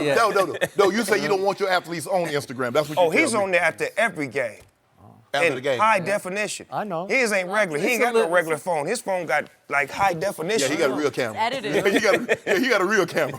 He can be a little lame, a little cliched. Yeah. A little Corny, corny. Tom. Yeah, It's a little fine. corny. Not on the I'm field. okay Ain't with nothing it. corny about them championship rings. Exactly. Correct. Man, that trumps everything. Yep. But you see, Coach Belichick, I've always felt that Coach Belichick didn't get the credit he deserves because his defenses end up being outstanding. They keep, all them yards, you don't win games with yards, you win games with points. Right. And when that rubber needs to meet the road, more times than not, in crucial situations, his defense is going to keep you out of the end zone. If they need to keep you out of the end zone, you're going to get kept out of the end zone. If they need to keep you out of field goal range, you get kept out of the field goal range. Look what happened with Buffalo. They was in the red zone. in the red zone finna take the lead or something, and all of a sudden they just start going backwards. I'm like, the curse of Belichick. They just be in the right positions. Like, they in the DBs getting picks here and there, and like. We could have taken them to overtime if we playing quarterback in Buffalo. Right, real talk. Because There's also some real talk that Belichick's defense gave up 41 in the Super Bowl to Nick Stop it! Foles. To Nick Foles. They was different, though. The Eagles was different. They had Alshon Jeffries. Yeah, they did. And Yeah. but then they had Blunt, too. Snoop. Wasn't Blunt on their team? Blunt. They- Blunt and a Jack. But don't let him fool you. See, he take an isolated situation. One game? He take one game. The game? But what about the Rams that scored 3 points? Yeah, what happened to that high-powered offense? Maybe that's I Jared was Goff's expecting fault. way more than that. Yeah. or when he shut out in the Super Bowl, the Falcons didn't score a point in the fourth quarter. Yep. The Legion of Boom didn't score a point in the fourth quarter. Or the Jags only scored 3 points in the fourth quarter. See, he won't mention that, but he just want to talk about the one time or the first Super Bowl they won, the Rams with the MVP. All time. I'm going to give you something better than that. Since I've been a Steelers fan, I don't think we ever beat Belichick. And I'm being honest with you. I'm talking about it's been games where I Definitely not the playoff you had. No, definitely not that. I'm just saying in general, like, if we do win and he's injured or this happened, or we just don't know how to beat him. Okay, give me just a quick thought on my Dallas Cowboys. Make me feel a little better about what I saw Sunday night. Don't make him feel better. I don't know how y'all lost without Breeze being there first. Yeah! I lost money on y'all. Did you really? Yes, I did. I went with y'all, and I don't normally bet, but I was a bet man that night. And it just shocked me that, Thank you for your that support. Zeke couldn't get off. He couldn't get off. Dak, No. the receivers, I don't. And you know if Zeke can't get off, Dak can't get off. You know that's Snoop. That can't be. You need to get off that. Yeah. It gotta be. If I don't, I will. Oh. It gotta be complimentary. That's what it has to be. Next question. I feel like my next question, Snoop, you're the busiest guy in the business. Can you tell us about your new show, NFL The Grind? Oh, NFL The Grind. I did a show with the NFL people just to get some conversations going with some of the athletes because I got a great relationship with them, and it's things that we talk about that are other than football. They're off-field, things that they like to do, nonprofit, and things that they want to do as far as giving back to the community because a lot of times you don't really see these players without their helmets off, and you just see them on the field. You just get one, glimpse exactly of what they are. You don't know what they're really about. So I was able to do a show where I could get in there and see what this person is about, how he gets down, how he prepares for the game, what he does different before the game, after the game. It's just a beautiful show where me and the athletes can get a chance to, insight with each other. You Very are cool. so busy. Love I don't know how you have time to do it all. I love football. I I really want a job like this, but nobody will hire me. Snoop, you're welcome anytime. No mercy. All right, last season, LeBron and the Lakers missed the playoffs by 11 games. With the addition of Anthony Davis, though, LeBron is hoping things turn around. LeBron said this season the Lakers will play through 80, otherwise there would be no sense to have him on the floor. So, Snoop, what do you expect from the Lakers this season? Playoffs. First step, playoffs. Okay. I was just telling somebody backstage, they was like, what you expect from the Lakers? I said, playoffs. They said, that's it? I said, no, that's not it. That's the first step. We ain't been to the playoffs in 6 years. So if we make the playoffs, then we can start to say, we supposed to beat them. We can take them, we can get them in 5. Yeah. But the playoffs is first and foremost because we haven't been in so long. I just feel like that should be the first goal. No matter what our position is, what our poll is, just get to the playoffs. And once we get there, then we fair game. Yeah. I'm worried about opening night. I just want opening night. We're going to squash this. Because all this talk about Kawhi. So we going to meet in the parking lot before? Yep. Okay, me and you. All right, say that. Jim. Yeah. Hello. Say little- Must be nice. no more, fam. Must Say no be more. nice. Yep. Now, Yep. take flight. You're going to just fuel up. Yeah. Yeah. Watch after the game how Kawhi hair be looking. After LeBron done picked it out. Yeah, and I'm not letting them use my hairstylist either for that particular game. By the way, he got booed at the Rams game. Supposed to. He's supposed, yeah. Do you know what town this is? Well, I this know is a but Laker usually- town. Okay, but I worked here back in the 70s, and nobody cared about the Clippers. You were They barely still don't. born. But again, at least they cared enough to boo him, so they see him as some threat, some potential threat. He's getting a lot you know why of they attention. booed him? They booed him because he didn't come play for us. Yeah. Okay. It's not about where Yeah, he's okay, playing all at. right. It was like, boo, That's you set fair. us up. You were supposed to That's a come good play point. for us. Yeah. That's what that was. But they love him. They love him and they love Paul George. There's no doubt. We love our LA guys, but you're just playing for the wrong team. Okay, I got it. So what do you expect from LeBron James after a little bit of a rocky first year? I told you he wasn't gonna be sorry long. LeBron don't like being on those sorry teams too long. I just knew that was gonna happen. That's why I was loving the fact that it did happen early. Because I would hate for us to have a great start off and then we go downhill. Yep. A bad start off, we can't do nothing but come up. And then he made his acquisitions and went and got AD. He went and got. Yeah, like he was supposed to. You hear me? Yeah. And put a few more pieces to the puzzle. That green guy that can shoot that three. Yeah. You know what I'm talking about? JaVale brought him back. Yeah. You understand me? Go get Bradley on the lockup. Yeah. Go get Cook. Go get Dudley. Go get bop. And before you know it, we got a stacked team right now. We ready. And what I tell people, when you look at AD, you can go in the draft this year and for the next 5 years, get you a Alonzo Ball, get you a Brandon Ingram. ADs, those guys don't come every other year. They do not. A 25, 12 and 2, they don't fall off the tree. And to pair him with GOAT James, And he ain't never won nothing. See, He hungry. He wants some Campbell soup. He wants some crackers, Kool-Aid, cornflakes. He want everything.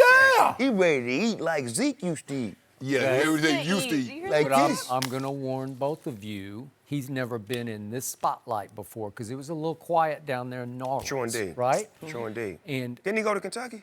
yeah, That he spotlight. knows that spotlight, but he was surrounded by a lot of He was the whole five thing. stars. Yeah, He well, was the 5+ star. Well, he was surrounded by a 10-star. Now, Okay? This is a big stage playing opposite a big guy. well, they say this is a big, rich town. Yeah. Okay. Well, it is. Yeah. And this is a whole new world for him. And LeBron has heaped pressure on his shoulders saying, we're going through him. We didn't go get him not to play through that guy.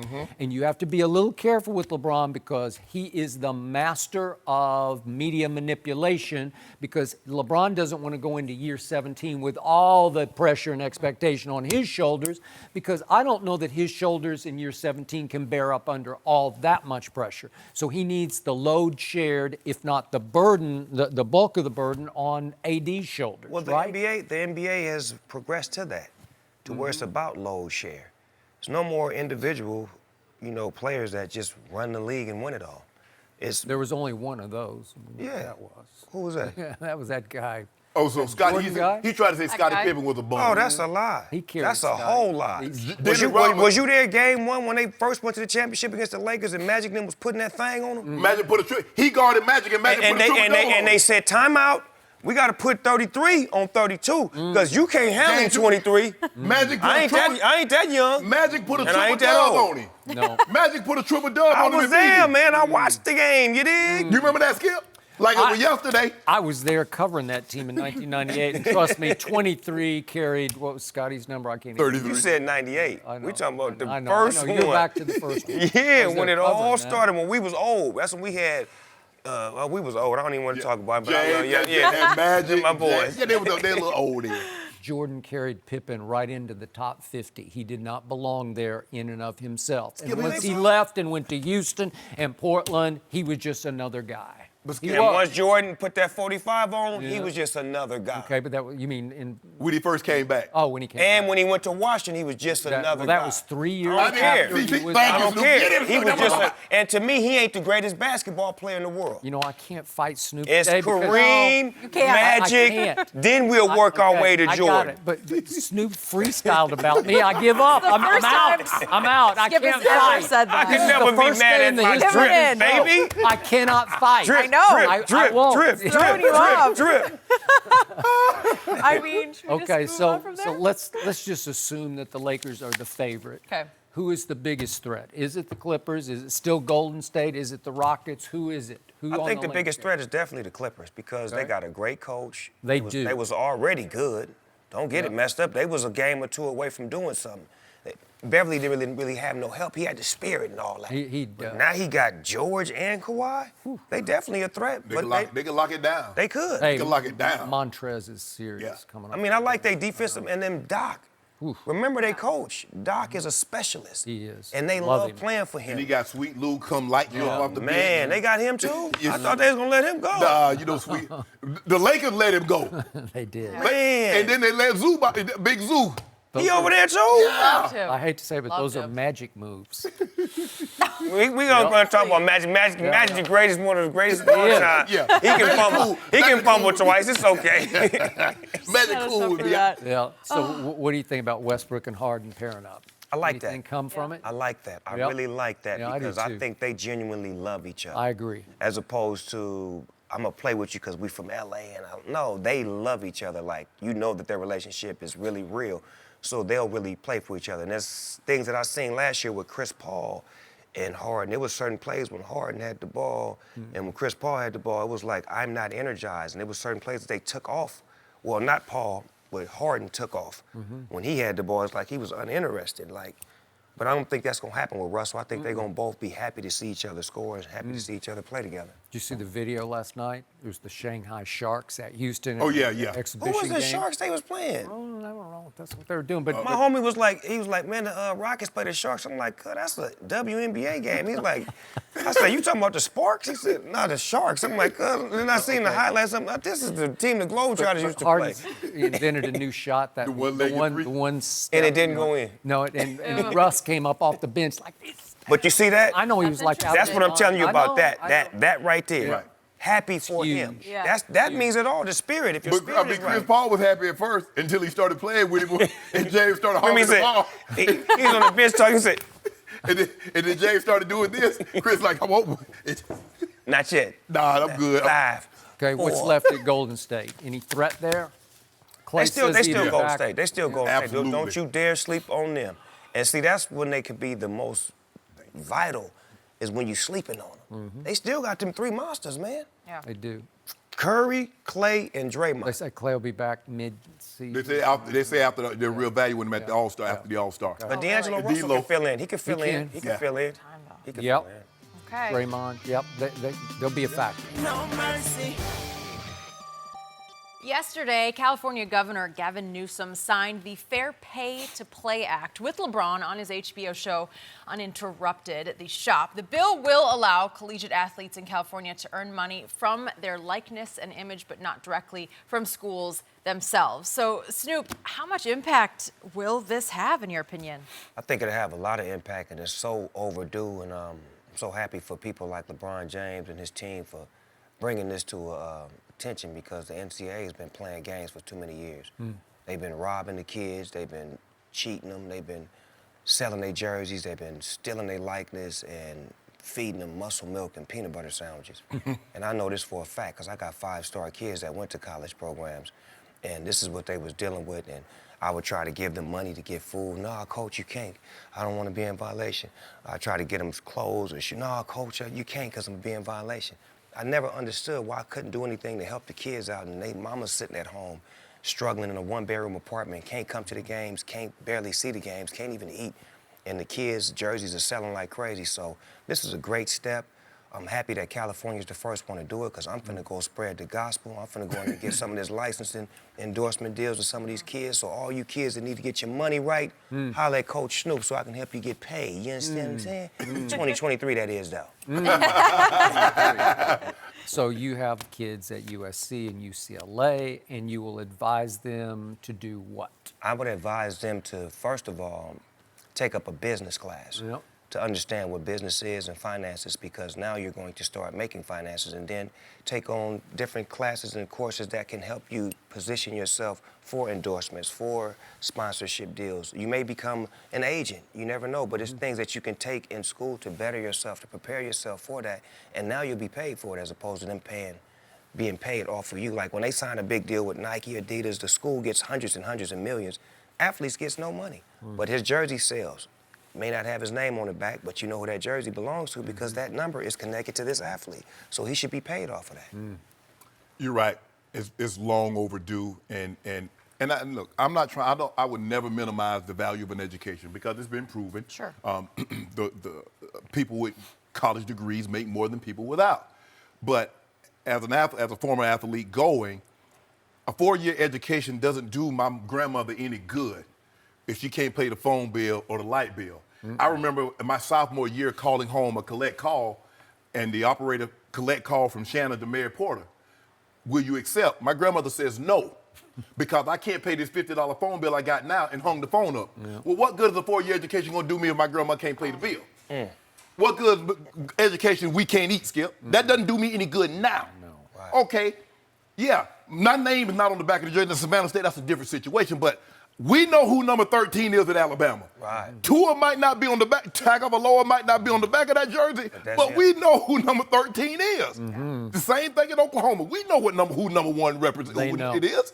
Yep. So give them an opportunity, their image and likeness. Well, you'll get a great education, but what happens if I get hurt and then that scholarship is gone? Then what? Yep. If I ain't got no money to pay my light bill or my phone bill, my mom damn sure ain't got no money to pay for no $50,000 a year education. But I got some players that graduated with a college degree and can't get a job. So a college degree don't guarantee you a job. Exactly. And they were 5-star athletes. They jerseys sold like crazy. They were the talk of the town. And the university don't even let them on campus now. So it's just that, like I have a certain feeling towards the NCAA because I don't know who they are. Right. It's a hidden hand. Do any of those kids get hurt? No. Like wreck their career, their NFL career or their NBA career? No, they probably did some things that they should have did in the NFL, but as far as like physically, no, they didn't. But as far as financially preparing themselves, if there would have been something like this in place to where they could have made money while jerseys were selling like crazy. And then there's some kids that when they leave the university, they still can go back and sell their jersey. It doesn't have the school logo, but it's the same color scheme, same number. It's my jersey, now I can make money off of it. Good point. Right. Yep. Look, I've had my issues occasionally with LeBron on the court, but off the court, he has revolutionized the way athletes do business and create impact socially and financially. There's nothing like him. He has changed the athletic world. Yes. In good way, all good ways, all positive, forward-thinking, eye-opening ways. He's changed athletic life for a lot of these kids. Yes. And I applaud him for getting behind this. Definitely. Gavin Newsom getting behind this, but it started with that guy on that show. Skipper, you see the platform. You see he started Uninterrupted. Yep. And you see Kevin Durant got Boardroom. Right. Yep. You see he started a production company. Steph Curry has a production company. Right. You see LeBron James, when he leaves Cleveland and goes to Miami, he was the first not the first, Shaq left, but in the free agency as we know it now, the first guy says, you know what? I ain't got to be loyal to the soil. I'm going to move. This notion that, you can't move. I mean, Larry never left. Magic never left. Right. Michael would have never left. Right. Bron said, bull jive. And once Bron broke free, He broke free. KD. And go where I want to go, where I want to go. When I want to go. Not like Kawhi, y'all not going to send me to a country and think I ain't going to win. Then I'm going to backslap y'all with this championship and shake, rattle, and roll on the way out. Right. He did. So he's given, especially in basketball, because obviously football is unlike that, because you ain't nobody It's getting coming. that. It's coming, though. We'll see what they do in the CBA in 2021. Because I'm watching the move now. Like, the players say, I want to be here. They making a minor adjustment. They trying. They trying, but see, basketball is different because it's a superstar-driven league. Right. The NFL is different. It's a team league. It's the uniform. Right. It's the star on that. It ain't no player in that uniform. Dak can be Dak all he wants. He ain't Dak bigger can than that star. He ain't bigger than the star, Skip. No. Yeah. No matter who comes to the city, he ain't bigger than that black and gold in Pittsburgh. And that's the difference. Right. But LeBron James has been unbelievable. He has, and I also want to applaud his man Maverick Carter because Yes. he's Oh, yes. a visionary. Yes. And we talked earlier about AB surrounding yourself with the wrong people. Great people. LeBron, all great, all studs in their own way, Yes. all forward thinkers, great thinkers, and LeBron got all the right advice from the people he trusted from home. But LeBron empowered them. Yes, by he saying, did. here, figure out your lane, Yep. be great at it, and once you do, that's your job in your lane. Exactly. He didn't give him nothing. He give him nothing. He's like, hey, I trust you guys, but you're going to have to earn your keep. Yes. He gave him an opportunity. Yeah. And they went to work. Maverick says, okay, Maverick, I'm over here. Rich Paul, they went Rich to work. says, man. okay, I'm Come over on, here. Man, Randy says, okay, this is my lane. man Full to speed ahead. me, Magic Johnson personified business Yes. outside of He basketball. did. Yes. Yeah. LeBron James put business, intellect, thought, future, forward thinking, and all of the above. He grabbed the baton from Magic Johnson and he running with it, and it's a beautiful thing. The thing that he did is that he encompasses Jordan and Magic. Yes, Lord. Jordan was just a shoe. Magic was business. Yes, sir. LeBron says, I can do shoes, I can do business and I can be Muhammad Ali and talk about social issues. Talk about it. He said I can encapsulate it all. Talk about it. While still being great. Come on now, you sound like you're preaching now, Shannon. Man, this dude. You finna make me put something in your pot. Hold on now. What you got for your boy? Hold on. You're preaching now, Skip. Take that. Where the gift drip. was. Take that drip, Bayless. It matches your outfit. Put it on. Please put it Bang! Look at him. Stop, Look at I the can't. dripper. Look at the dripper. Oh, Lord have every mercy. day. Every day. I'll steal some of Shannon. Yeah, It's all come on good. now. You know It's we totally got fine. something. We got that 5 here. You like The it? dripper. I mean, Look at the dripper. do I like it? I'm dripping over here. I can't even. Shannon. What do we don't got? Have to share to the world. what You got. restocked now. That LA can just Kush. come 'Cause you know the every Lakers day. going back to that thing, man. We got the pounds over here. Well, Give me LBS. So is this going to be a part of the Friday? That's that look? drip, boy. You might. sure? It just might. Yeah. I It tell you, works drip. for you. This is ensemble, it. man. Skip, they said this bubblegum cookie, but this That's that ain't. Laker, man. You better not chew on there too long. Yeah. Oh. Snoop, we do appreciate Boy, it. you Man, I love We this love you. show, man. This is one of my favorite shows to watch every morning. I love being a part of it. I don't mind getting up to be on it. Anytime y'all need me to come talk some sports talk, when my team is winning, losing, or if we drawing, it don't matter. I'm here for y'all. Well, a lot of times I need you to sit over there. Snoop, thank Good you. looking kid, Thank you folks. for Give the you a drip, hug, Bayless. You just made his day. It's Drip, the best drip. day in My Undisputed career. history. Hey, he didn't drop a drip or drip a drop. This is Drip Bayless, baby. Pay attention. All right, Snoop, you're welcome anytime. No mercy. Time for our final topic of the day. Micah Hyde picked off Tom Brady for the quarterback's first interception of the season. And after the game, Bill Belichick chased down Hyde to ask him about the play. Hyde said Brady was staring down Julian Edelman in the end zone when he made the pick. So, Shannon, what do you make of this? Coach Belichick, Skip, information falls into 2 categories, gathering and distributing. Okay. Coach Belichick is always gathering information. You're always judging. When you step on the field, practice field, Skip, especially the game field, you're being judged by 2 different teams, your team and the opposing team. Coach Belichick is gathering information so he can tell Tom, now Tom, next time if you look at this guy, you go backside. That's what he's doing. Okay, But he also can be, Tom's getting away, he's staring down receivers now, and I don't know. Mr. Kraft, we might be better time for us to move on. But he's just gathering information. You ever seen a head coach walk up behind an opposing player walking off the field and ask him, did you make that pick? Right. Well, didn't Belichick see it was Micah Hyde who intercepted to start with? Right. And then it seemed like they had some relationship, Right. like they Yeah. knew each other, but I don't know what their relationship Right. is because he spoke to him like they had some sort of connection, right? Oh, he's staring down his receiver. Right. Well, obviously Brady bolted the pocket and he's on the run. Right. How many times does he do Right. that? And you know a guy like Brady is not going to throw clearly back across his body. So there's only where he's It's going just right there or right. Yeah, and Micah Hyde made a really good play. He He did. came off his man Right. and he dived That and he was got a good it. one. But Coach Belichick That is it is for us, gathering guys. information. No mercy. Thanks for listening to the Undisputed Podcast. I'm Jenny Taft. Join us again at the same time tomorrow morning, 9:30 Eastern. We'll see you then.